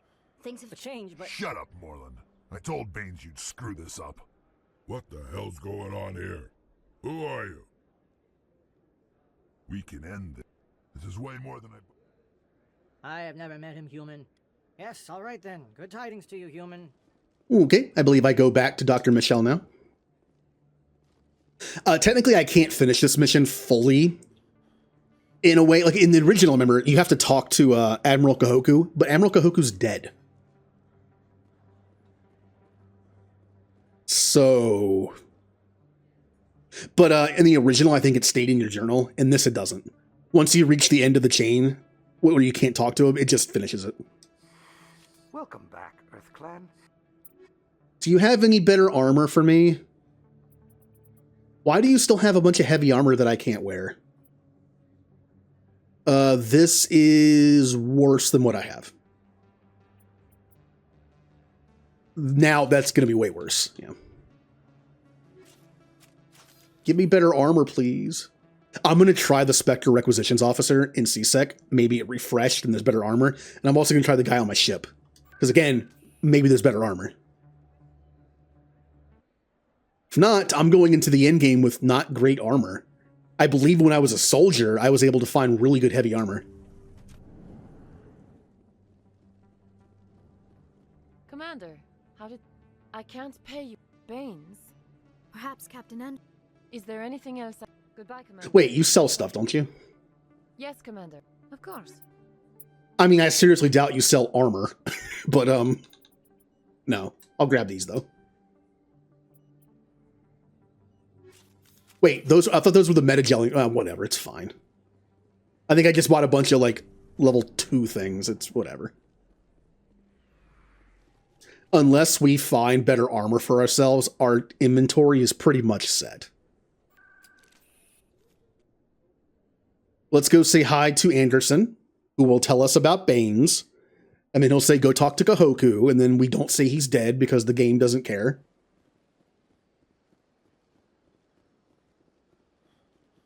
Well, then I must kill the merchants.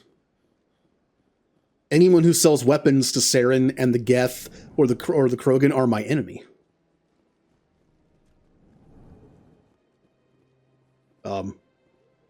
Anderson? Anderson? Isn't Anderson normally... Am I in the wrong... Well, hold on. Isn't Anderson normally there? Am I going insane here? Oh! It's because of the certain point I am in the game. He's in flux. I actually can't talk to him about this anymore. But as you'll see, the mission's done. So it doesn't matter. Huh. So apparently they fixed it to where if Anderson, you can't even talk to him about this. It just says it's done. That's kind of cool. Well, technically I did the mission then. Because it has a check next to it. Mission accomplished.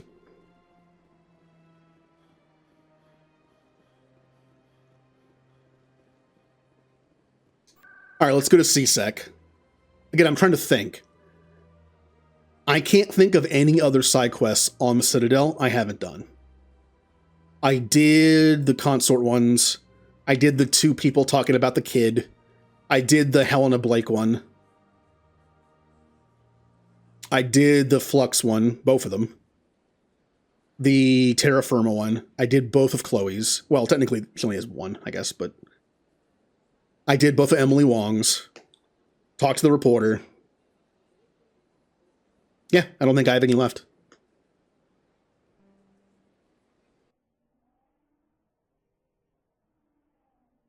But they know he's dead. He's been dead for like 10 hours in game.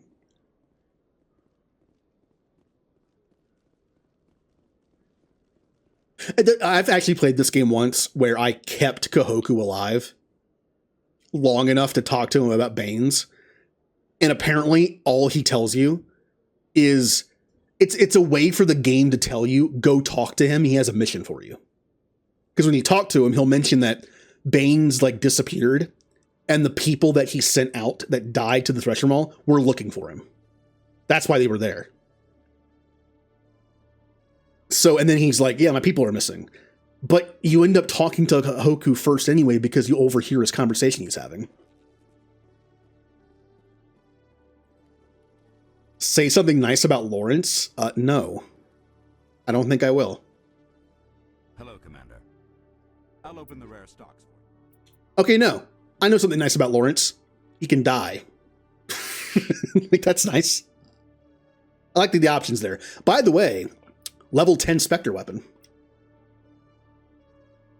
This does more damage per second. Interesting. Interesting. See, this weapon is all about one-shotting. The one that I have is the one that juggles, right? You can shoot like 15 times and it just juggles. This one, don't pay attention to what it says about heat sink capacity. For some reason, the stats are wrong. The Spectre one can only shoot like 4 or 5 times before overheating. Whereas the other one can shoot like 15. However, being more powerful means greater crit damage for headshots. That's nice.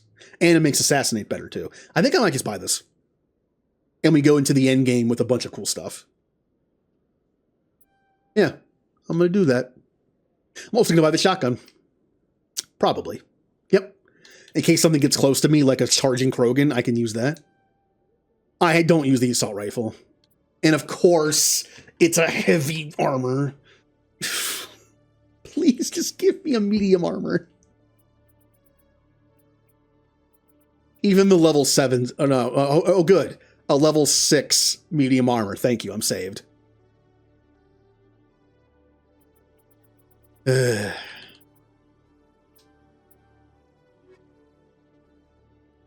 Well,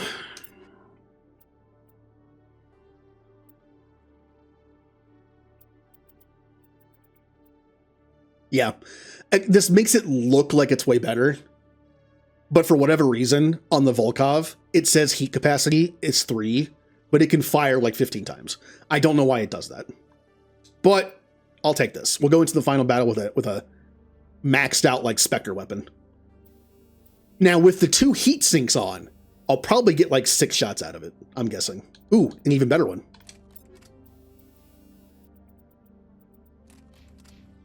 Well, let's take a look.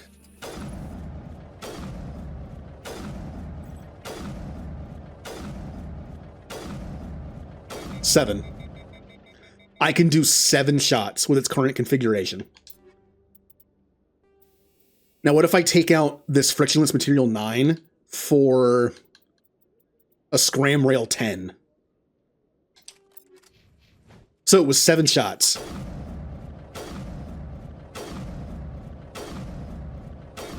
Only 5. Each one of these shots. Wait, was that 5? Oh, hold on. 1, 2, 3, 4. Yeah, it was 5. Okay. 2 shots less. However, each shot does 26% more damage. Is that worth it? Well, it takes about 4 shots to equal an extra shot, right? If it was 25%, then 4 shots will do as much damage as 5. Which means it only makes up for 1 shot missing, not 2. It would have to do more than that to make up for 2 missing shots. Yeah, I can do 5 shots, which is like 6 without that. But I can do 7. So no, this is worse. If it was 1 less shot, this would be technically 4% damage better. Right? Because each one does 1% extra. So it'd be in 6 shots, in 5 shots, if they would only do 6 instead of 7, it would do 5 shots worth of damage, plus an extra 4%. If I'm doing the math correctly. By the way, the frictionless material also gives you 6% damage. So it's actually even worse. Because it's only 20% more per shot, which means it's even worse. So yeah, this is better. Again, if it was 6 instead of 7, it would barely be better, but except the fact that that other one has 6, so it'd be 2% worse anyway. So, never mind. I'm doing math. Do I have explosive round 10? I have sledgehammer 10. Those are fun. No, just I have 9. That's okay. Damage and stability, and then just straight up damage. Because the explosive rounds are built to knock people away from me, I think I might go with heatsink. Let me take a look. This is an emergency weapon. Let me take a look here. 4. In its current configuration, it does 4 shots, and I have 5% damage and 23% damage. Now, what if I do this?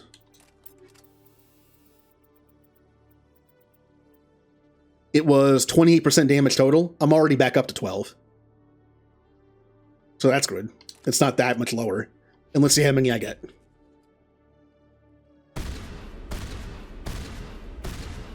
Only 1 extra. I will take the 1 extra, though, because this is not about damage. It's about knocking people down and keeping them down when they're close to me. And 1 extra shot might make the difference. The damage doesn't matter to me. It's the explosive effect. So the more shots, the better. And that's the best I can get. All right. Did they not have the Spectre pistol? Hello, Commander. Show me what you... I'll open the rare stocks. Oh, they did. I never use it. It's not even maxed out, but I don't see myself ever using the pistol. If someone's even medium range, I'm using a sniper rifle. If someone's up close, I'm using a shotgun with the get away from me bullets. I'll never use the pistol. And again, it's not even maxed out. Let's sell some stuff so I can get back to... Oh, I can buy the pistol for Liara or Tally, though.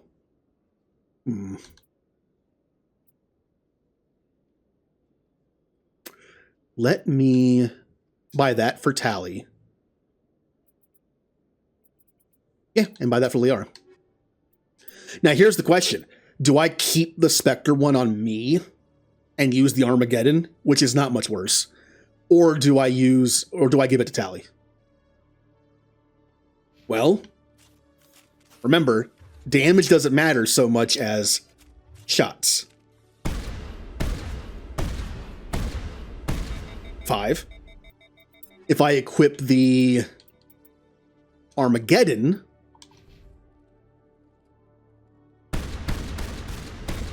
still 5, and it fires fast too.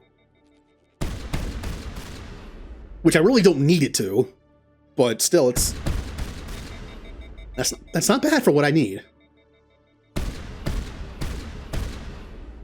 Yeah, as a keep away from me thing, it's not bad. I kind of like that better for me. Being able to fire a little faster if I need to might come in handy, and I can still do 5 shots. And the damage is not much worse. Yeah. Which means I will give Tally this awesome Spectre shotgun. With as much damage as I can put on it.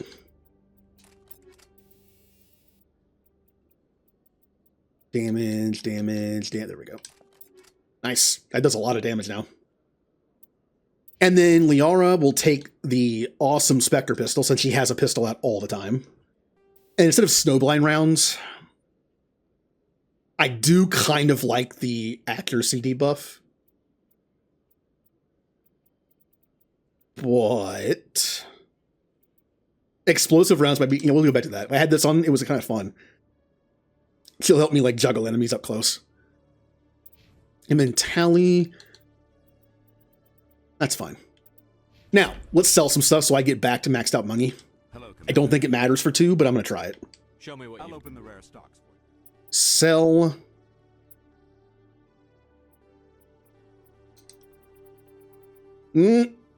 I might need those. I just sold a bunch of shredder rounds. That's okay. Because I'm the one who's doing like 90% of the gun damage, I'm going to stay with anti-synthetic. Because I'm pretty sure at the end, Sovereign Sarin counts as synthetic because it's just like a skeleton. Like a metal skeleton. So I'll go with that. We shouldn't need these anymore, but I'll keep it just in case.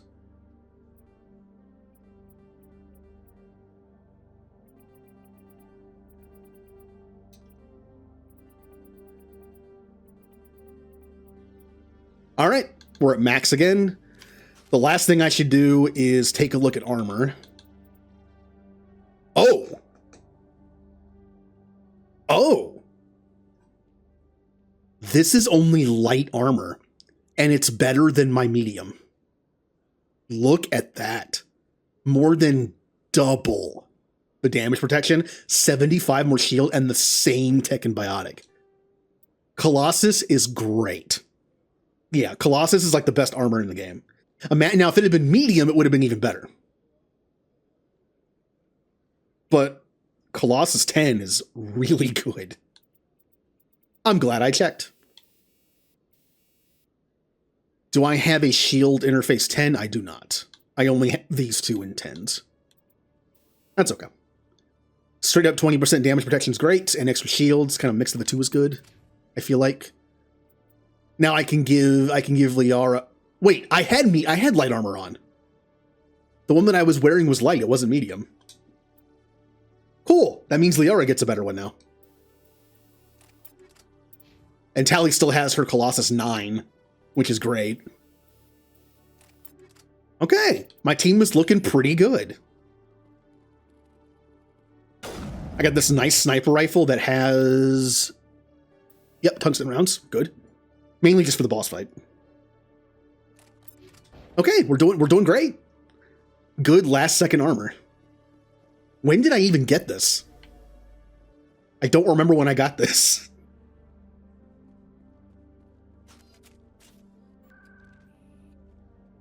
The only thing that would have been better is Colossus 10 medium armor. Honestly, Colossus like 8 or 9 medium might have been better than light, but I will 100% take this. More than double damage protection?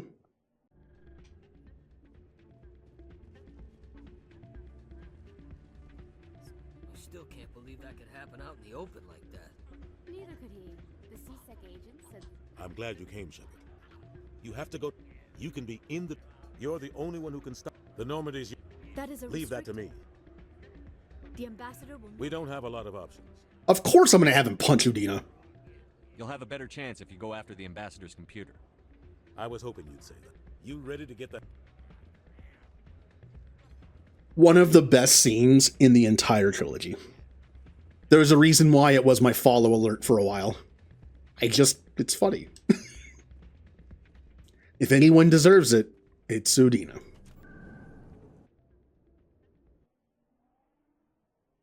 Plus the other choice is to have Anderson break into a CSEC area. That's too dangerous. He could have easily been killed or captured, arrested, before he got the job done. Like, it makes so much more sense to go after the ambassador's computer, because no one's guarding it. In remembrance of Eden Prime, we present another profile in courage with serviceman Nirali Bhatia. A devoted... Too bad Liara doesn't have Colossus armor. We'd all match.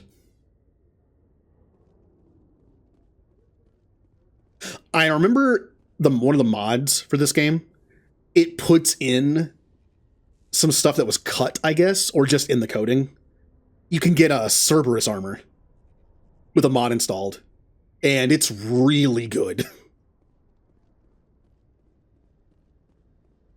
Like, I don't know if I'm pretty sure the mod mentions that the armor was, like, already in the game. It just wasn't usable. I think. Stand by, shore party. Decontamination in progress. Oh, here we go. Anderson, what are you doing here? I didn't send...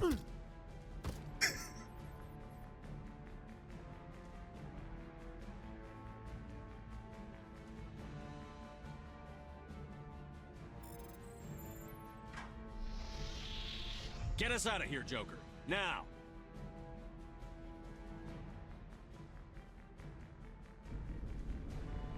Well, goodbye forever, Citadel.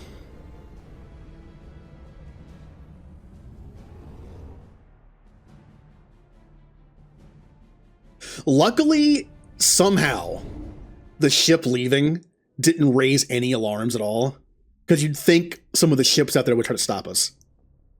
Like, as soon as the Normandy's leaving, it should have been, like, a red flag. I don't know. I guess they weren't fast enough. No one was paying attention. All right, well, we have our teammates outfitted the way we want to. We're looking great. We have this shotgun, not a Spectre shotgun, but it does what we need it to do. And we have our Spectre sniper rifle, our Colossus 10 light armor, which is great. Things are looking pretty good. Yep, all the missions are done. I've done everything. It is time to go to Ilos.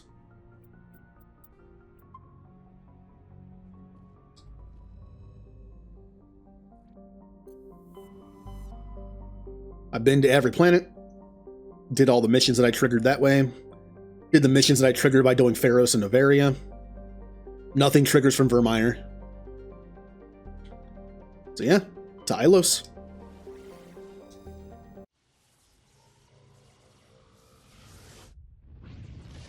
I am not worried about Ilos.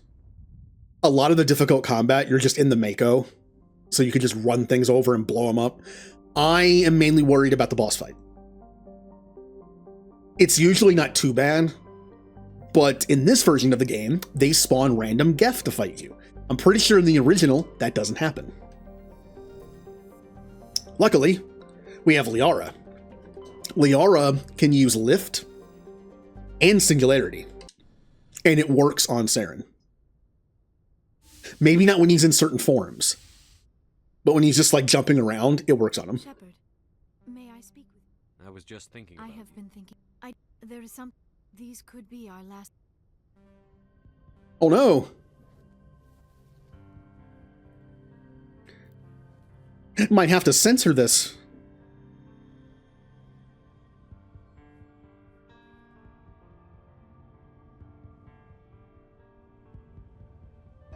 I should add like a stupid censor filter thing to the scene so I can use it.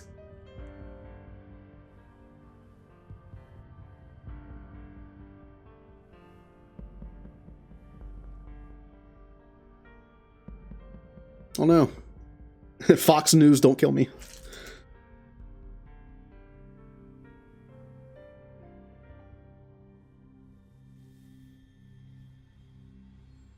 By the goddess. That was incredible. All right.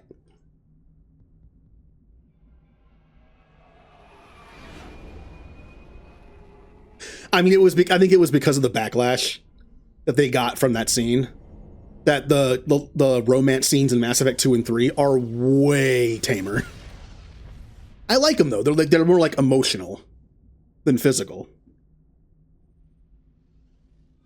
And then you get to Andromeda, where they kind of went back to this and then turned it up.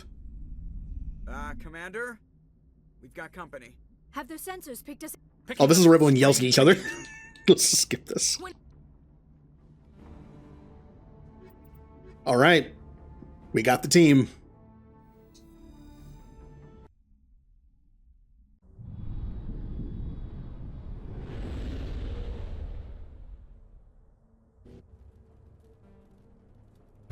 Imagine if we had gotten there like 10 seconds earlier, we could have thrown the Mako on top of Saren.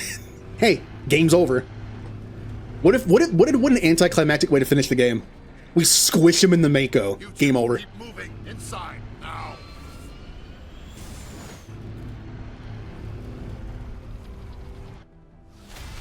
Good job, Mako.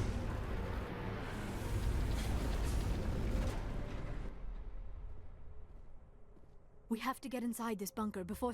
There is no way we're getting. Saren. We will have to find some. All right, team.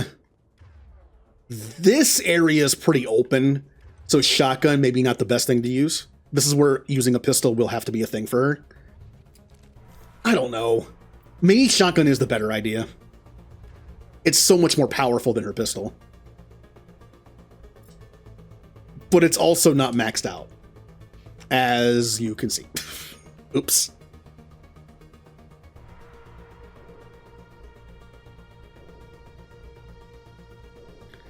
Yeah, it's just like, well, I guess we're done. Do you want to just look around Ilos now?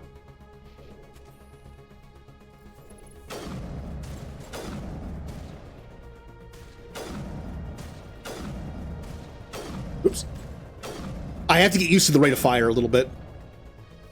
Yeah, once I get used to the rate of fire, I'll be good. Ooh, I can one-shot those things. All right.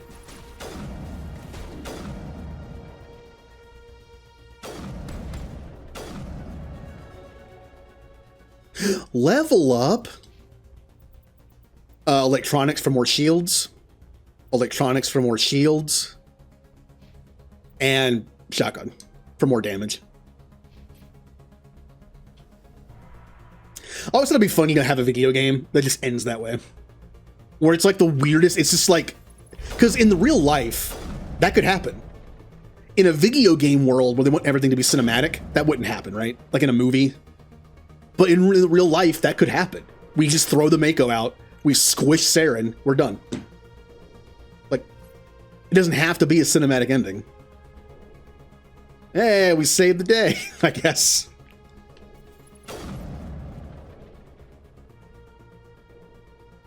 All right, I know, yeah, I know you're over here.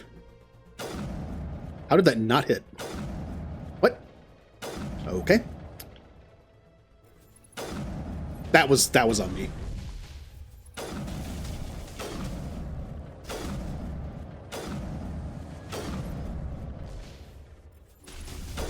No. I have learned not to stand next to teammates when you fight these, because if that ball thing hits them, the AoE damage will probably hit me. We're not doing that.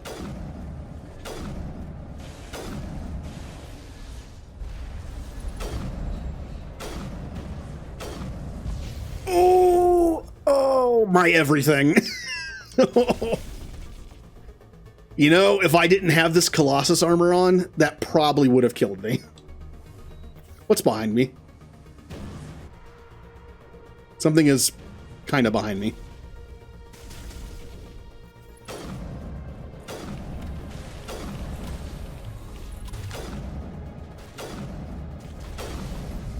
All right, one down.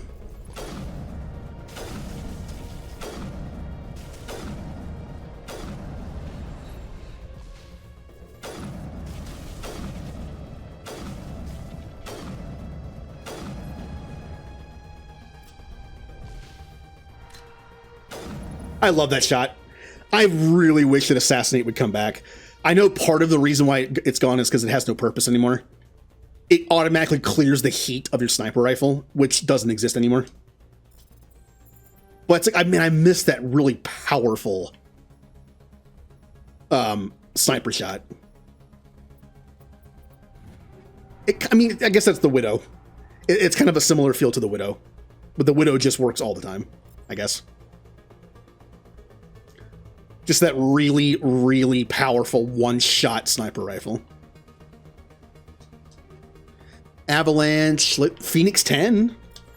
There's no way that's better than what I have, but no, not even close.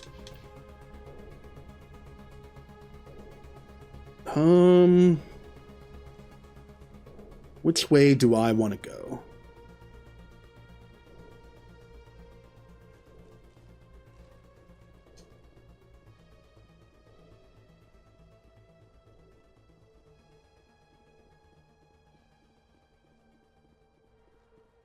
Oh, hey, it's one of the few parts in the game where you have to hop over something. Or you can just do that.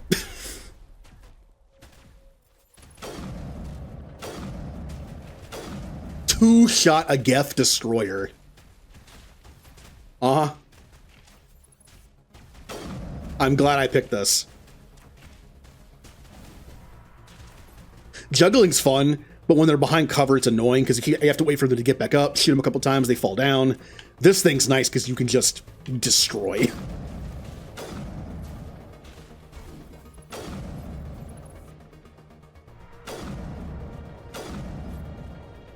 Nice.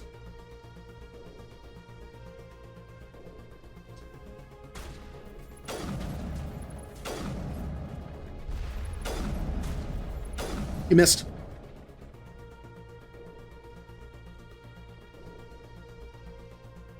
I don't have to go up here, but I'm going to, just in case. I'm actually surprised BioWare did not put a single side quest in Ilos. Like an Ilos specific, like, contained side quest. I know we're in a hurry. But let's be honest, in most RPGs when there's a timer, you can still do whatever you want. I mean, look at Mass Effect 3. Reapers are killing everybody. Let's party on the Citadel. You just have to not think about it. Like, RPGs are notorious for that. Oh, the main mission is to save the world from, like, an impending doom that's coming soon. I'm gonna go find this person's cat. And then play a card game for 20 hours. And then craft.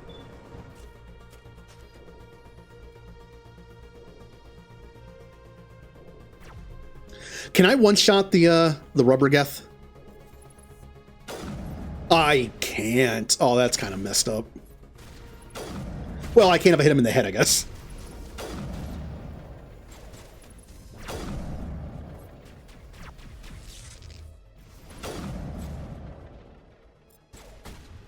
Yeah, I knew that wouldn't work. Why did I do that?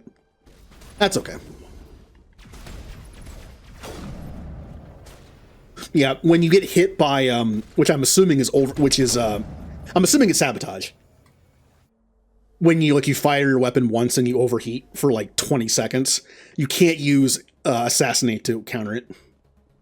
It won't even work. See, my ability's still there. I guess I figured that'd be a little too powerful.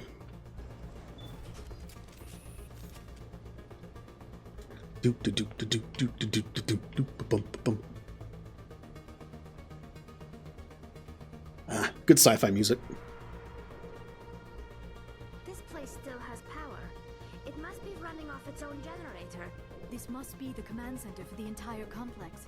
Saren's troops must have sealed the doors from here after he went inside. We will have to figure out how to disengage the security lockdown if we ever want to get inside that bunker. Uh-huh. I remember this room.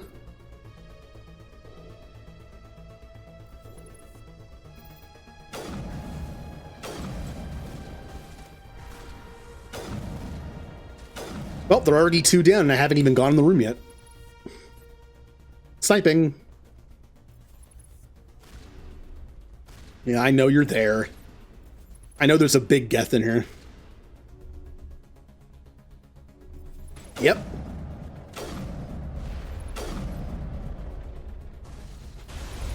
Ow. Stupid tech ability.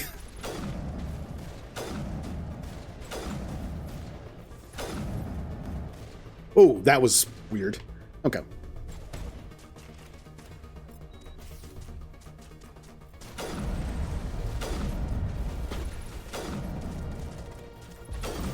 Ah, I missed the kill shot.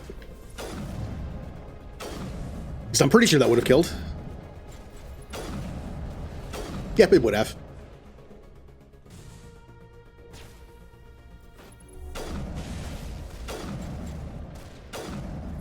Nice. Ah.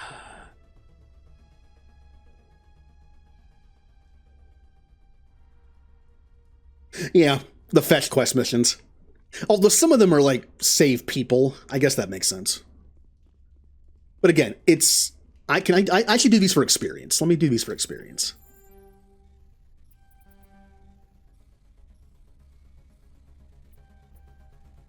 Uh-oh. Well. No, I got stuck on it because I'm an arrow shape. Ah! That's fine. I'll just do this. I have plenty of Omnigel. Hello, friends. And hello, friend. And hello, friend.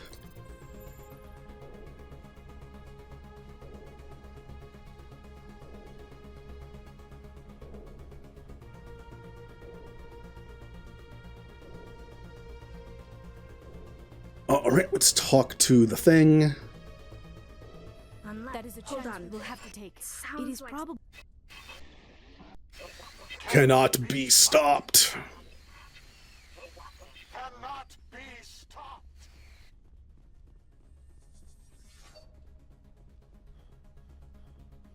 Yeah, the Reapers are a little powerful. I still wish we were able to fight them on more even ground. It would have made for a really fun space battle. That's something that kind of lacks in Mass Effect, is a good space battle, because the space battle between the Reapers and everyone else, it's not a space battle. It's just like a space slaughter. There are barely any Reapers that get damaged. We're just losing ships all over the place. I still think it would have been nice if the Crucible, instead of killing the Reapers, just took off their shielding, like kinetic barriers, and then we just got to see a fight where all the ships we've amassed over the course of the game get to have like a really cool looking space battle. Where it's now like all their shots get through the kinetic barriers and we can kill the Reapers conventionally now. And that would make it feel like the amount of ships that you've gotten on your side matters. Because the more overwhelming force you have, the less ships you're going to lose. It'd be fun to see like all the ships and people working together to take them out conventionally. I think it would have been fun.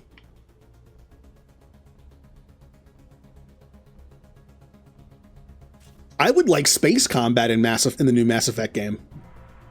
But I'm not quite sure how you do that. The Normandy's too small. Like, Normandy is supposed to be a stealth. I guess is it a frigate? I think it is. Okay, I can't move. There we go. Like, it's not meant for combat. It'd be fun if in the new Mass Effect game, instead of having like a stealth ship, I have spent my life you had like a battleship of some kind. But I never dreamed I would discover anything like this. This bunker might have been the last refuge of their entire species. Just imagine what mysteries it might hold. Oh, what if you had a dreadnought? It might reveal. Like you got like a prototype dreadnought that had like a Reaper laser on it. Saren, the conduit, the fate of the entire known galaxy. Like we're able to look at the Reaper corpses and reverse engineer a Reaper weapon. That'd be kind of fun. Some kind of containers? They look like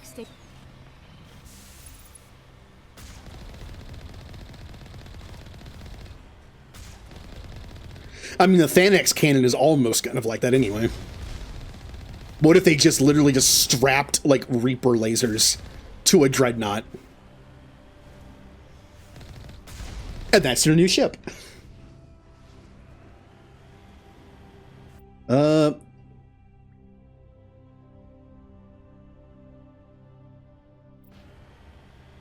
Man, I haven't seen Emperor's New Groove in a long time. I love that movie. One of my favorite Disney movies.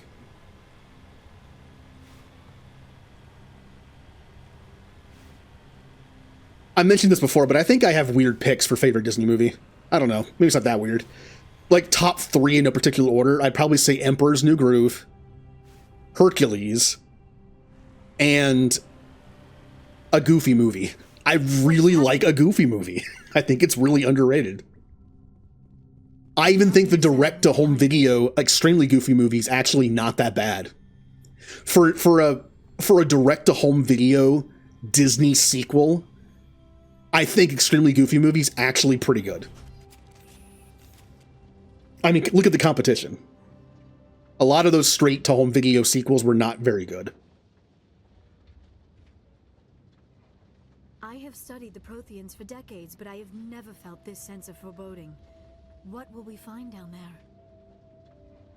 Whatever we find, be cautious. If this were simply an automated trap, Saren would have triggered it as well. I mean, if I were to add a few more in there, they're kind of the more common ones, like Lion King, Aladdin, Mulan. You know, some typical ones. But like, I don't know, I really like Emperor's New Groove. I just think it's really good. A Goofy movie I actually really like. I don't know why. I just find it to be a really good, fun movie. And Hercules I always liked, probably because I had an interest in Greek mythology at one point when I was a kid. So like the Hercules movie was just kind of fun for me. You are not. My name is. I am an adventurer, but when that was over the next decades. No, to there be within a few centuries. Us all mindless husks. In the end, the conduit is not a. All we took, but the genocide. If there were. Yet they vowed to find. At this time, the sovereign will through the conduit. But this time, now sovereign has. We knew it was unlikely. We knew it. That we never realized. But when the Protheans all a likely hypothesis. The reliance on the keep. I only know they succeed. This might be our only chance to speak with it. Our only link to the. You're right. Protheans. It's the opportunity of a lifetime.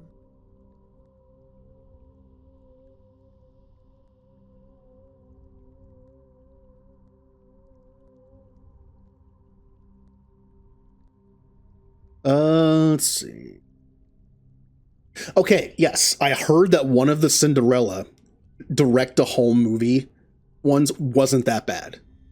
Maybe it was the second one, I don't know. But there's like a handful that I heard were actually pretty good. There was one that was like the 4th one, which is odd that the 4th sequel to a random Disney movie would be good. But apparently it's not bad. I forget which one it is, though.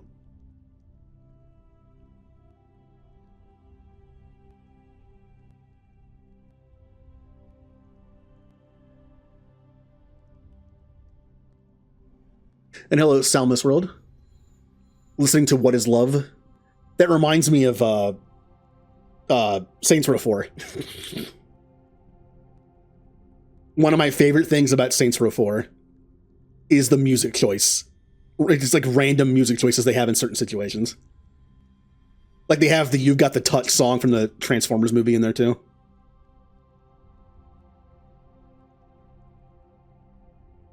Yeah. I think I want to say, I was going to say Cinderella 4, but if the second one is considered pretty decent, then Maybe it's not that. Maybe it is still, though. I don't know. I just remember like reading a review or watching a video on them talking about them, and like the overall consensus was like I think there was a third or a fourth sequel that ended up being actually pretty decent, which was surprising.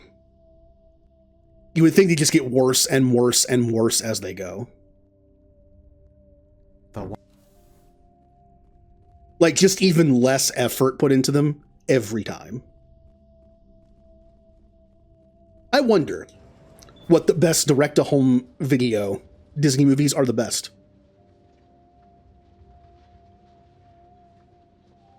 Hi, Fem. All their culture, all their advanced technology, and the Protheans were taken in by the Reapers just as we were. They failed. I know it's not considered that great review-wise. I like Return of Jafar. I know it doesn't get the best ratings, but I kind of like it. Third one's good too. That might be one of the better ones. Aladdin and the King of Thieves might be one of the better home video ones. Especially since Robin Williams came back to voice the genie for that one. It wasn't Homer Simpson genie. I can hear it. I know Dan Castellaneta is pretty good at voices, but if you watch Return of Jafar and you know that's Dan Castellaneta, you kind of hear Homer in there a little bit. Which I guess is funny, if anything, but...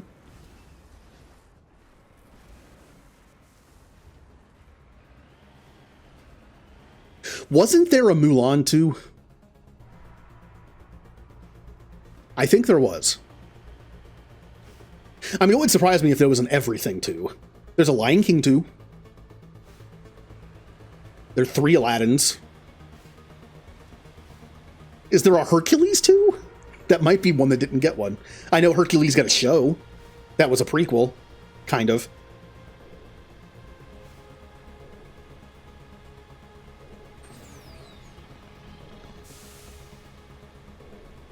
I know there's Little Mermaid 2. Don't know about Pinocchio. Wouldn't surprise me if there was.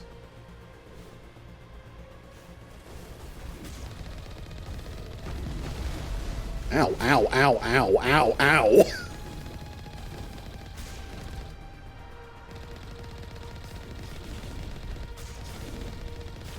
Bump. I mean, I didn't just grow up on Disney movies. I had other animated movies. Like, there were a couple Fox animated movies. There were the Don Bluth ones. You just stuck.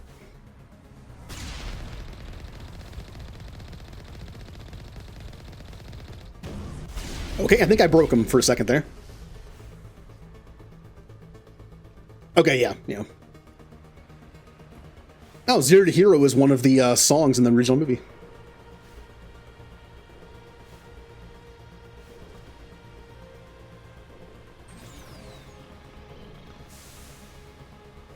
Nope, I got stuck on pixels.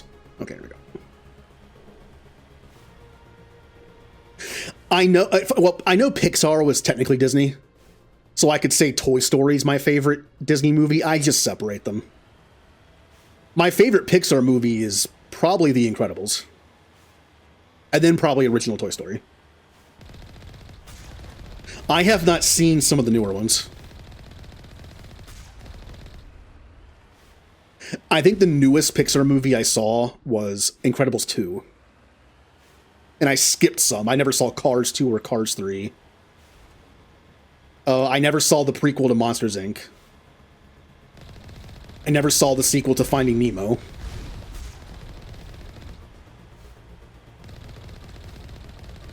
The only old school Pixar movie I have not seen is Ratatouille.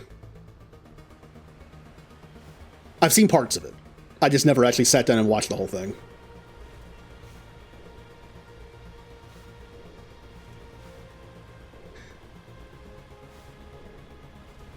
Can we get a little head start here? There. Yeah, a little bit. It's incredible. We don't have time to admire the view. We have to get through that relay, and these Geth aren't going to make it easy on us. Did anyone ever watch the Disney shows? I remember them being good. Like the Aladdin one. I remember being kind of fun. I believe the show takes place in between the second and third movie.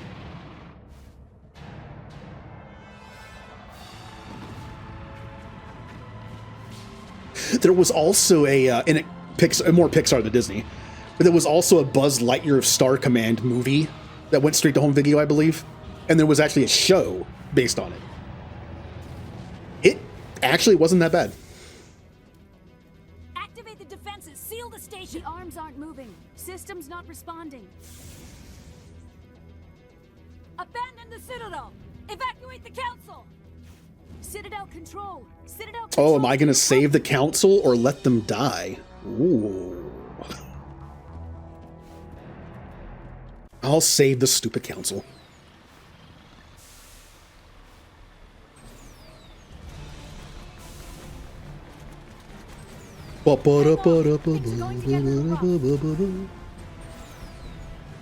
Bonk. Bonk. That makes it a little easier not to die.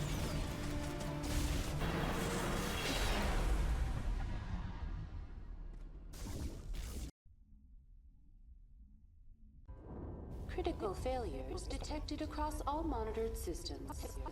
You know, talking about Disney reminds me, I didn't have the Disney Channel growing up, so I grew up more on Nicktoons and Power Rangers and Ninja Turtles, only because I had some VHS tapes of it.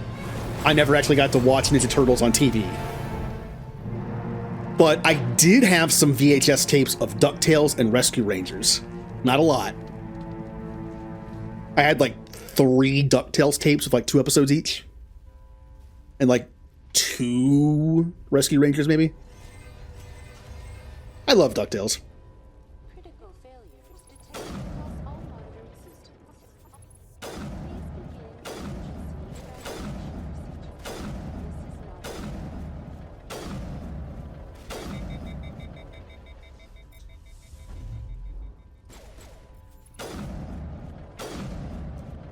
There we go. We got a plot synopsis for Mulan 2.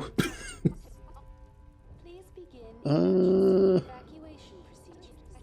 This is not a drill.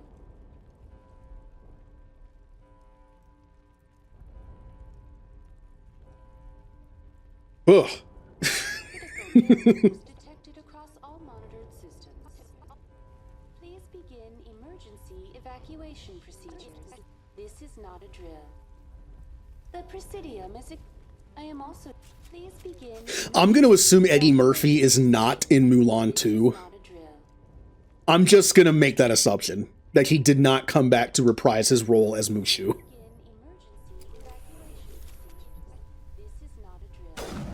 Boom.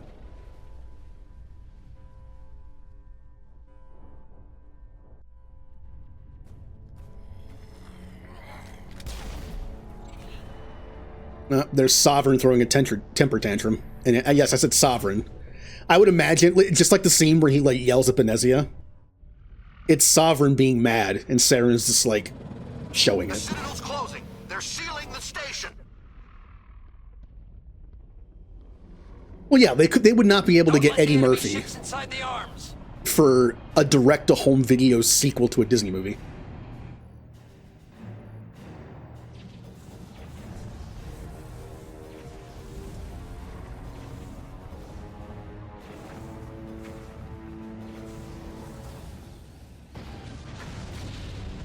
I kind of like how he just doesn't care. That is true. That is a true show of strength as a ship in space. You don't even shoot them. You just run into them and kill them. You just don't care. They're not even worth shooting. They're like bugs on a windshield. Just out of my way.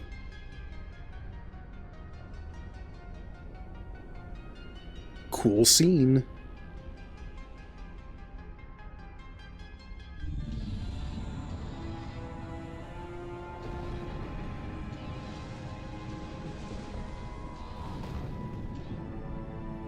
Oh yeah, I mentioned the other cartoon movies I had besides Disney movies.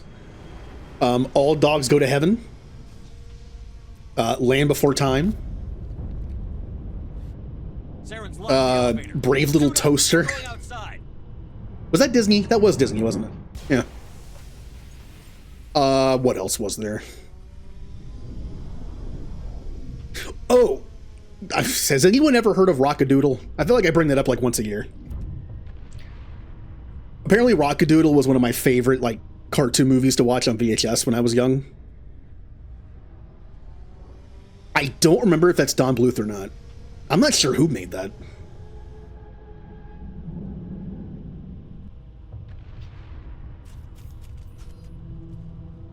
You know, I'd love to look up if Rockadoodle got a sequel. I should watch it someday. I bet it's great.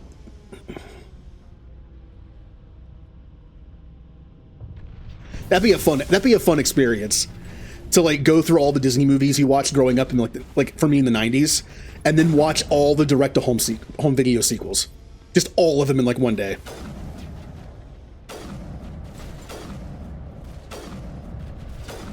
Oh, there was a Pocahontas too. I remember that. Was there a Hunchback of Notre Dame too? Would not surprise me. Hi, Scandy. Oh, let me shoot you. Okay, I guess I'll have to get closer.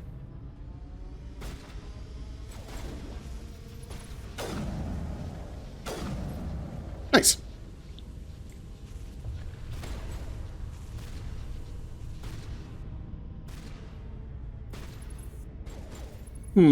What to do about you? I kind of don't want to get close, but... well, they're dead. Now, at some point on one of these long hallways, I have to fight a bunch of Krogan. I might switch to Shredder rounds just for that. Or I could just lift them into oblivion. When you lift enemies here and they go far enough up, not here, but when there's like not a roof to it, they just auto die. Shepard. All right. Time for drinkies.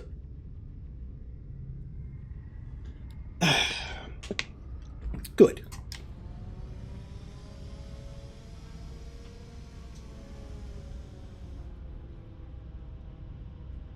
This part's pretty easy if you're just patient. Again, having sniper rifle is very helpful for that. Like the part that has all the turrets. Just take your time and take out the turrets one at a time. Okay.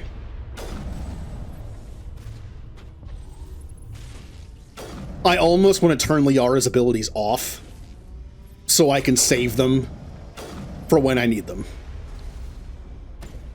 Yeah, I'll be fine. We'll be fine.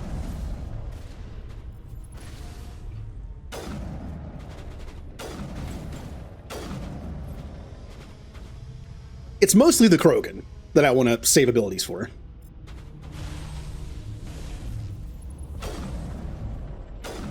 But this sniper rifle does so much damage per shot, I don't think it matters.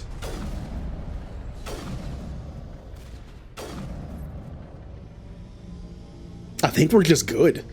Now, the Saren fight's a little iffy, because sniper rifle not the best choice of weapon in that fight, because he just jumps all over the place.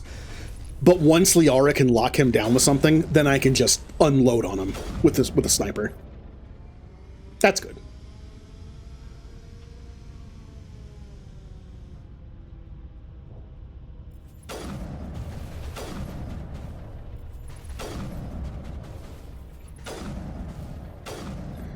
Goodbye. Come on, keep going. Keep going.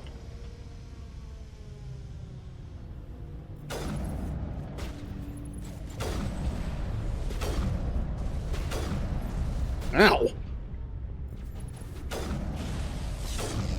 Don't you scratch my new Colossus armor. Oh, that's a goodbye. I like how there's no animation. They're just ascending. What is happening? Okay.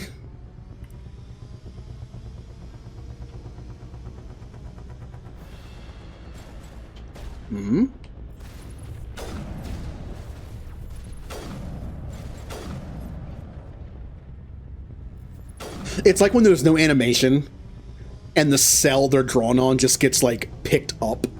They're just going slowly up. It reminds me of Poochie in Itchy and Scratchy and Simpsons. I must go now. My planet needs me. Poochie died on his way back to his homeworld. And it just cuts back to Krusty. Poochie's dead, kids! And all the kids just, yay!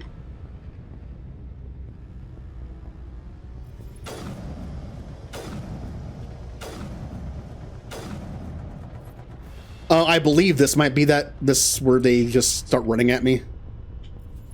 See, the Geth are fine, because I can kill them in like 3 shots. It's the Krogan that worry me. I do have Singularity and Lift available for now.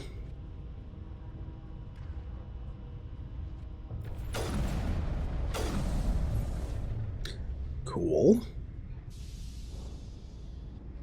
Here, let's do this real quick. Just so I can do it.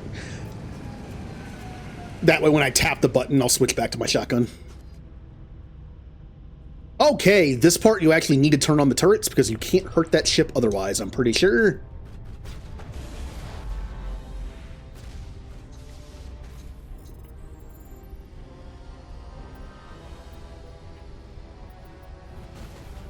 The faster I get these things activated, the faster the ship will die.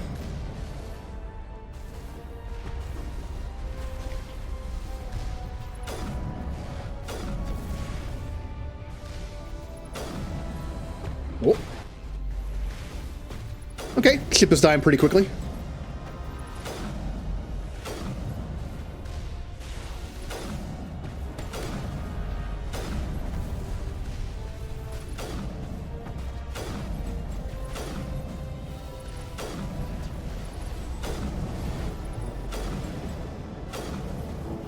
Nice.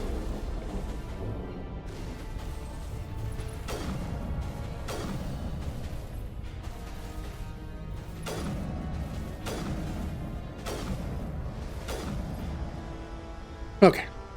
Oh, Fem, thank you for the clip. When guarding Leviosi, I see you were watching watching Ram play Hogwarts.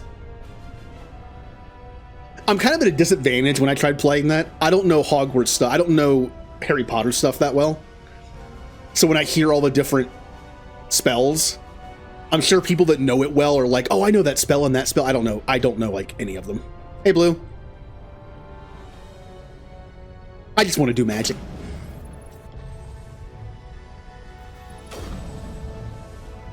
Get up there. Get up there. Oh, they're gonna die anyway. Goodbye. Oh, he didn't quite make it.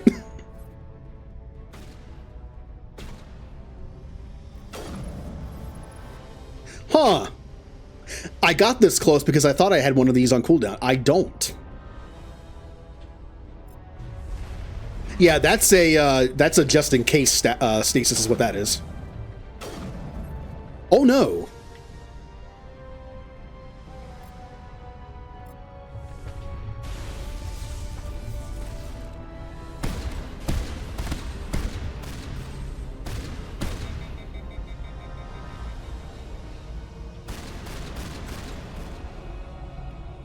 Okay.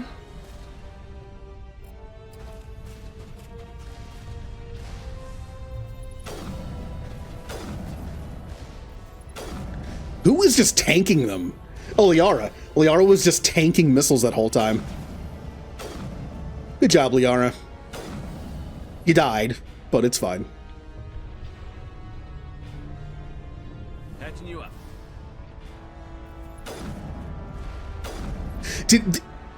Was that Geth outrunning his own missile? That's what it kind of looked like.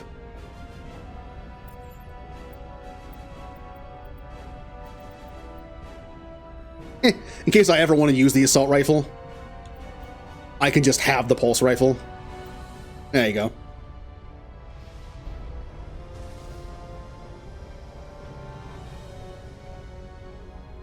Oh, something's coming. I was gonna let him attempt to do that again, but I'm already too close. I don't want to die.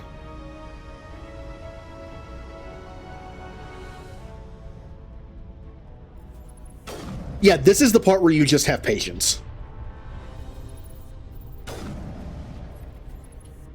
It'll take a little while, but just take out the turrets this way.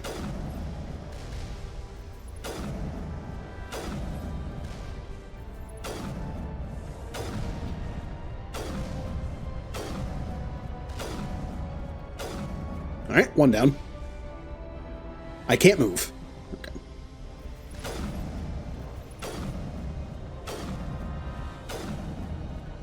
Those missiles are so slow. It's gonna get me eventually.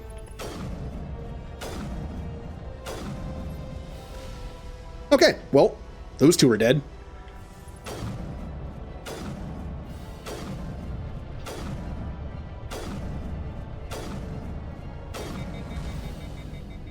Yeah, I'll just wait. I was gonna use assassinate to vent the heat. Yeah, I'll just wait. Okay, and that last one way down there.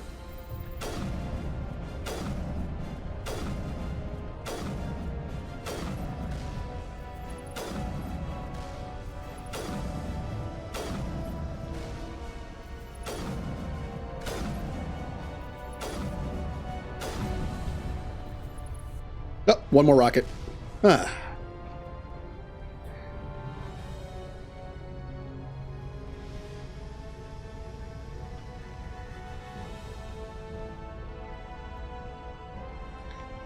Now the turrets are all dead, we just have to take out the Geth that are remaining.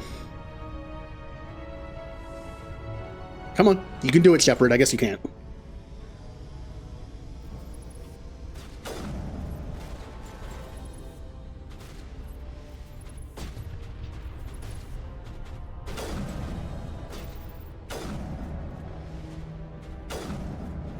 Gotcha.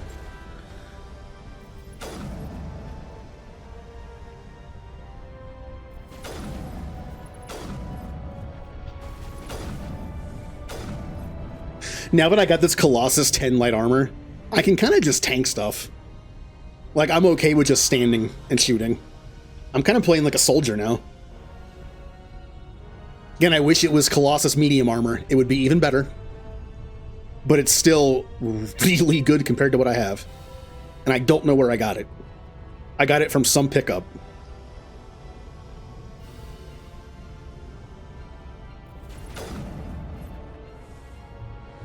But it's really good.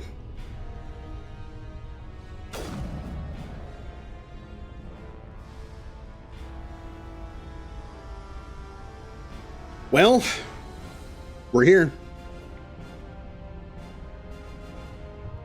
Not at the final battle just yet. We still have some Geth to take out in here.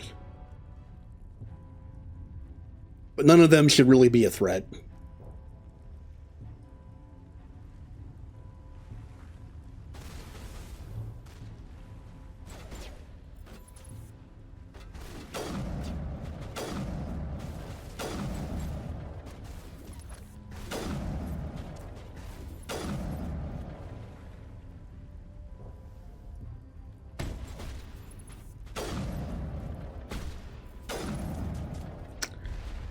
Oh, heard a rocket. Heard another one.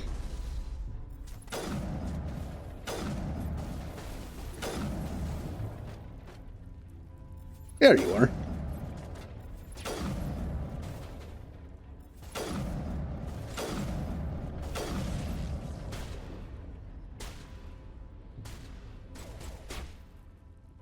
Only one more Geth stands between me and Saren.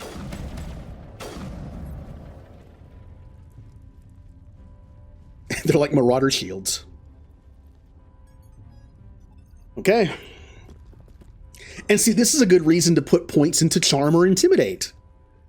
So I don't have to fight them twice.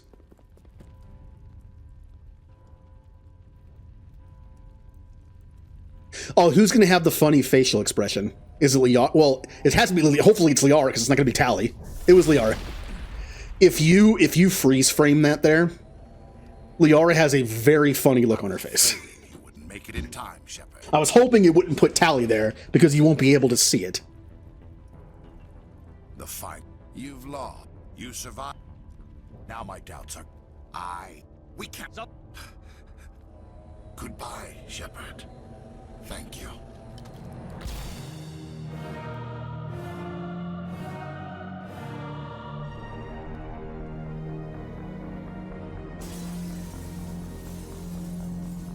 I would say it's kind of sad that Saren has to do that, but he's such a jerk. He talks about he does this for the sake of, like, all organics. He just does it to save himself. He's... I don't know. I can't really feel that sorry for him. Although it would have been nice to convince him to come to our side before he was implanted. That would have been good. Quick! See if you can open a communications channel. Are you true? What's the order, Commander? Save the Council, because I like the scene better. Alliance ships, move in. Save the Destiny Ascension.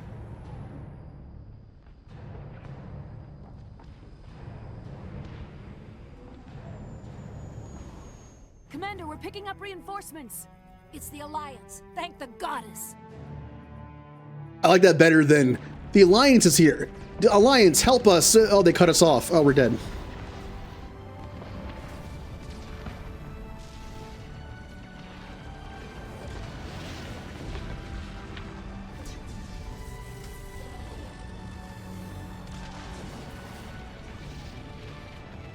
Destiny Ascension, you are all clear. Repeat, you are all clear. The Citadel's opening. All ships move in. Concentrate on Sovereign.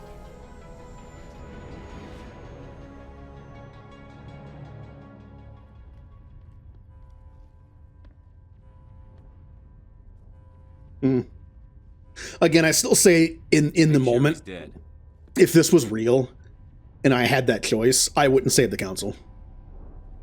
Because I think we need all the ships we can have to fight Sovereign. I mean, imagine if we had lost too many ships saving the Destiny Ascension and we couldn't take out Sovereign. We lose. It would have made more sense if the Destiny Ascension, like, somehow dropped off the Council or somewhere and joined us in the fight against Sovereign. Like, that would make up for the missing human ships. He's dead. Luckily, it ends up not mattering, but it could have.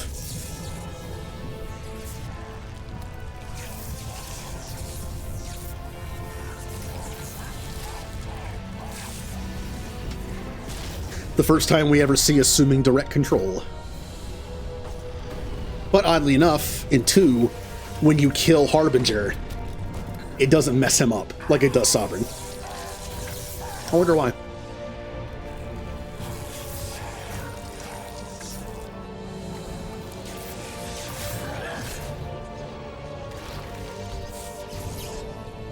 Well, maybe it does mess him up. We wouldn't know.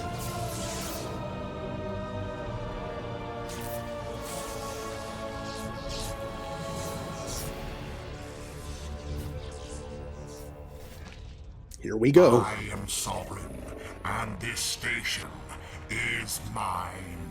Back to cover.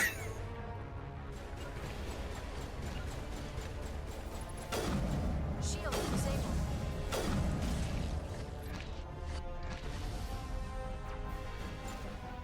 Although I mentioned I really don't like the rounds that do less damage but go through shields. I kind of like them in this fight.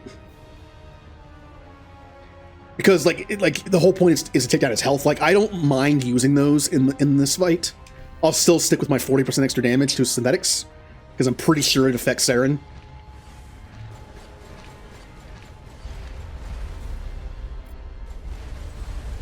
Got him.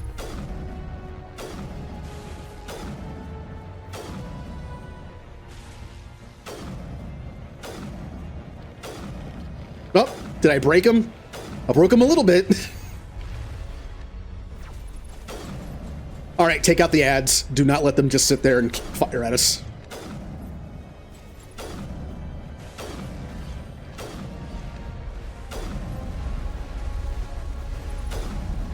Okay. Okay. Everything's fine. Liara, did you do something? You did not. Okay.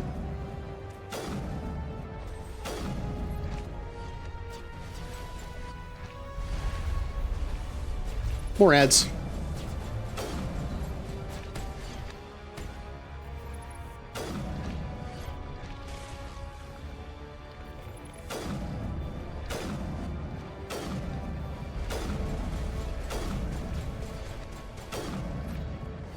Nice. Liara? Man, Liara. If you had done lift then, you would have got him. Okay, you waited a while, but okay, cool. It worked.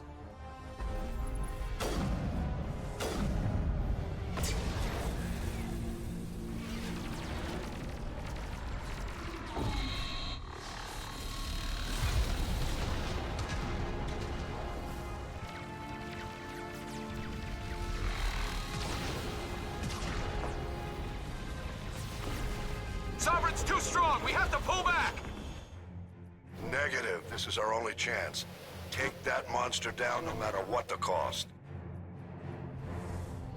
All right, well, Saren is back to full shields, I think.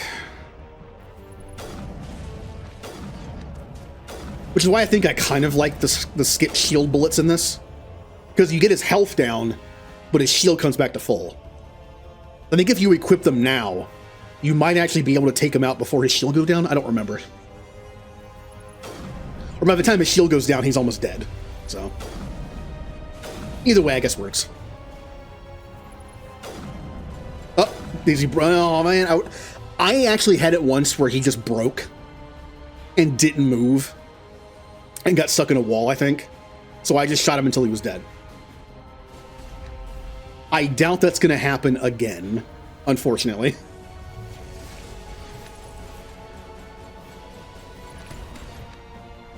It'd be nice if it did.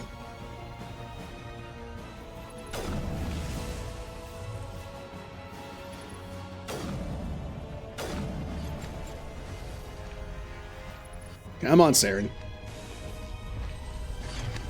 There you go, Liara.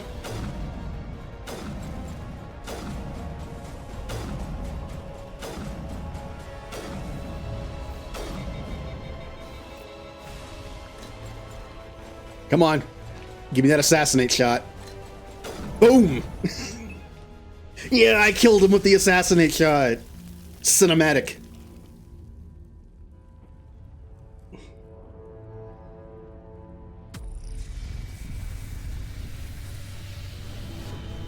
Yeah, assassinate is very powerful. Use it more than I do. I used it like 5 times this whole playthrough. Like, use it more. It's good. And now Joker gets the kill shot. Hit it with everything we got. So who really killed Sovereign?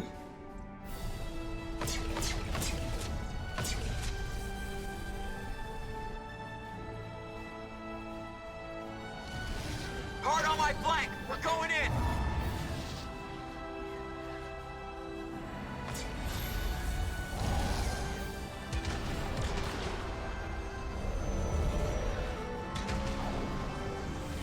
I mean, Joker gets the kill shot, which almost kills me, so that's cool. Why is Joker always almost killing me? Go! Joker gets the kill shot on Sovereign, almost kills me with Sovereign's debris. Then, in the beginning of Mass Effect 2, Joker refuses to leave the ship, gets me killed.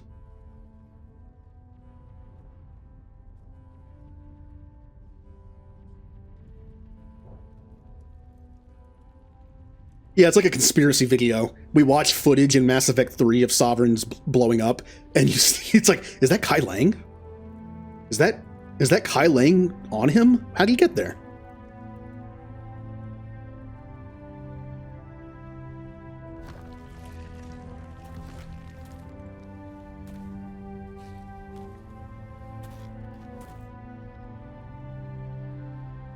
Hey, it's Officer that guy who never shows up again.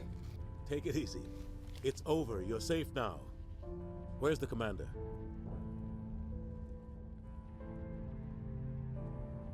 Oh yes, this is where they think I'm dead, so they don't even look for me. Oh. I've looked around for 5 seconds and don't see him. I guess he's dead.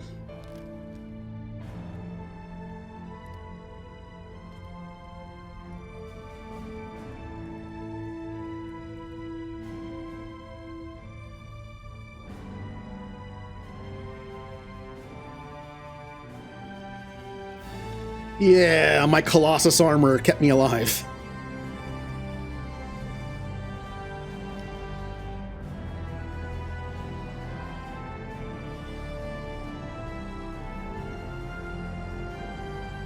And now, the creepy smile.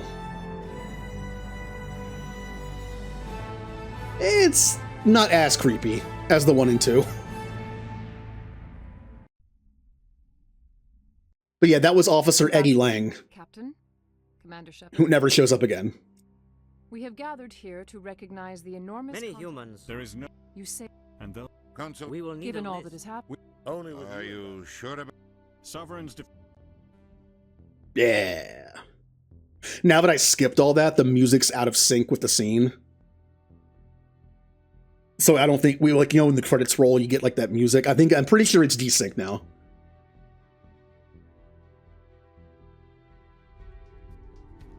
There it is. Yeah, it's like playing over each other.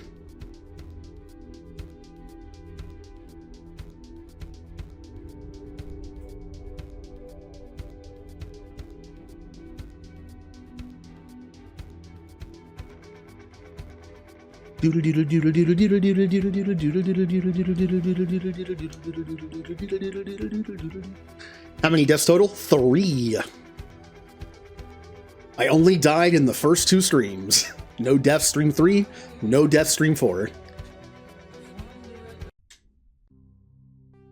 Mass Effect done.